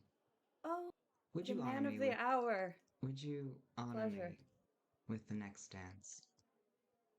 Oh, yes, of course. I couldn't find a single reason why I wouldn't. All right, and that's where we'll end things for tonight. God damn it. oh my god. Not that cliffhanger. You are wretched. Wretched. Ew. Oh A my week? god. I'm Why- already thinking about the meme I'm gonna post about how you ended this one. We've been going for 3 hours. No, we gotta stop. Yeah. But yeah, that was fun. Thanks for I playing. can't believe you brought Romoon back. Oh my god, you guys, he was going to the Bay of Cups. I know, I love how forgot you guys about came him. up with this whole theory about how your brother was gonna be in here. Yeah, Oh my I god. was like, oh, that's the trick, because Jamie definitely has something up his sleeve. No, And it it's was like, good nope, old not Ro. Byron. Not Byron. It's Like, Row fucking Moon. Yeah. Oh man. All right. Does next week work for both of you guys? Same time? Yeah. yeah, are we Okay, still great. doing 6 going forward? Sounds good to me. Yeah. If we want to switch back after my supervisor training ends, we can. But this time works for me for now, for sure. That was a lot of fun. And also insanely emotional. Are you kidding me? We found out BJ's I alive. can't believe you guys were just like a fortune teller. We're getting this directly about BJ. Look, that is a fortune teller, and it sounds like she's right about stuff. The first Mhm. thing in Rita's mind is gonna be like, Yeah. is my brother alive? No, that makes total sense. Oh man, I'm glad you guys got some pages too. It's been like, oh man, when's it gonna happen? But no, it's good. See, Such a cool I page. knew it was going to be more dramatic than the blood of Lathander. I knew it. He's not wrong. We'll He's see. not wrong. See Oh how my Rita's God. dance with literal fucking winter goes. Oh, that's gonna be awful. You're And gonna no, get frostbite. By the way, Before y'all he go- came over to ask Riley to dance, but then you're trying to steal his man right in front of him. He doesn't know. He doesn't know that's what I was trying to do. I'm so Okay. I happy wasn't that looking in that direction. I had no idea. I'm 3 drinks in. I could be drunk too. Sure. Rita sure, has her sure. own Zayn Crane now. I am so excited. Yeah, I So fucking true. hate him. Oh man. Okay, well, same time next week. Thanks for playing, y'all. Yeah.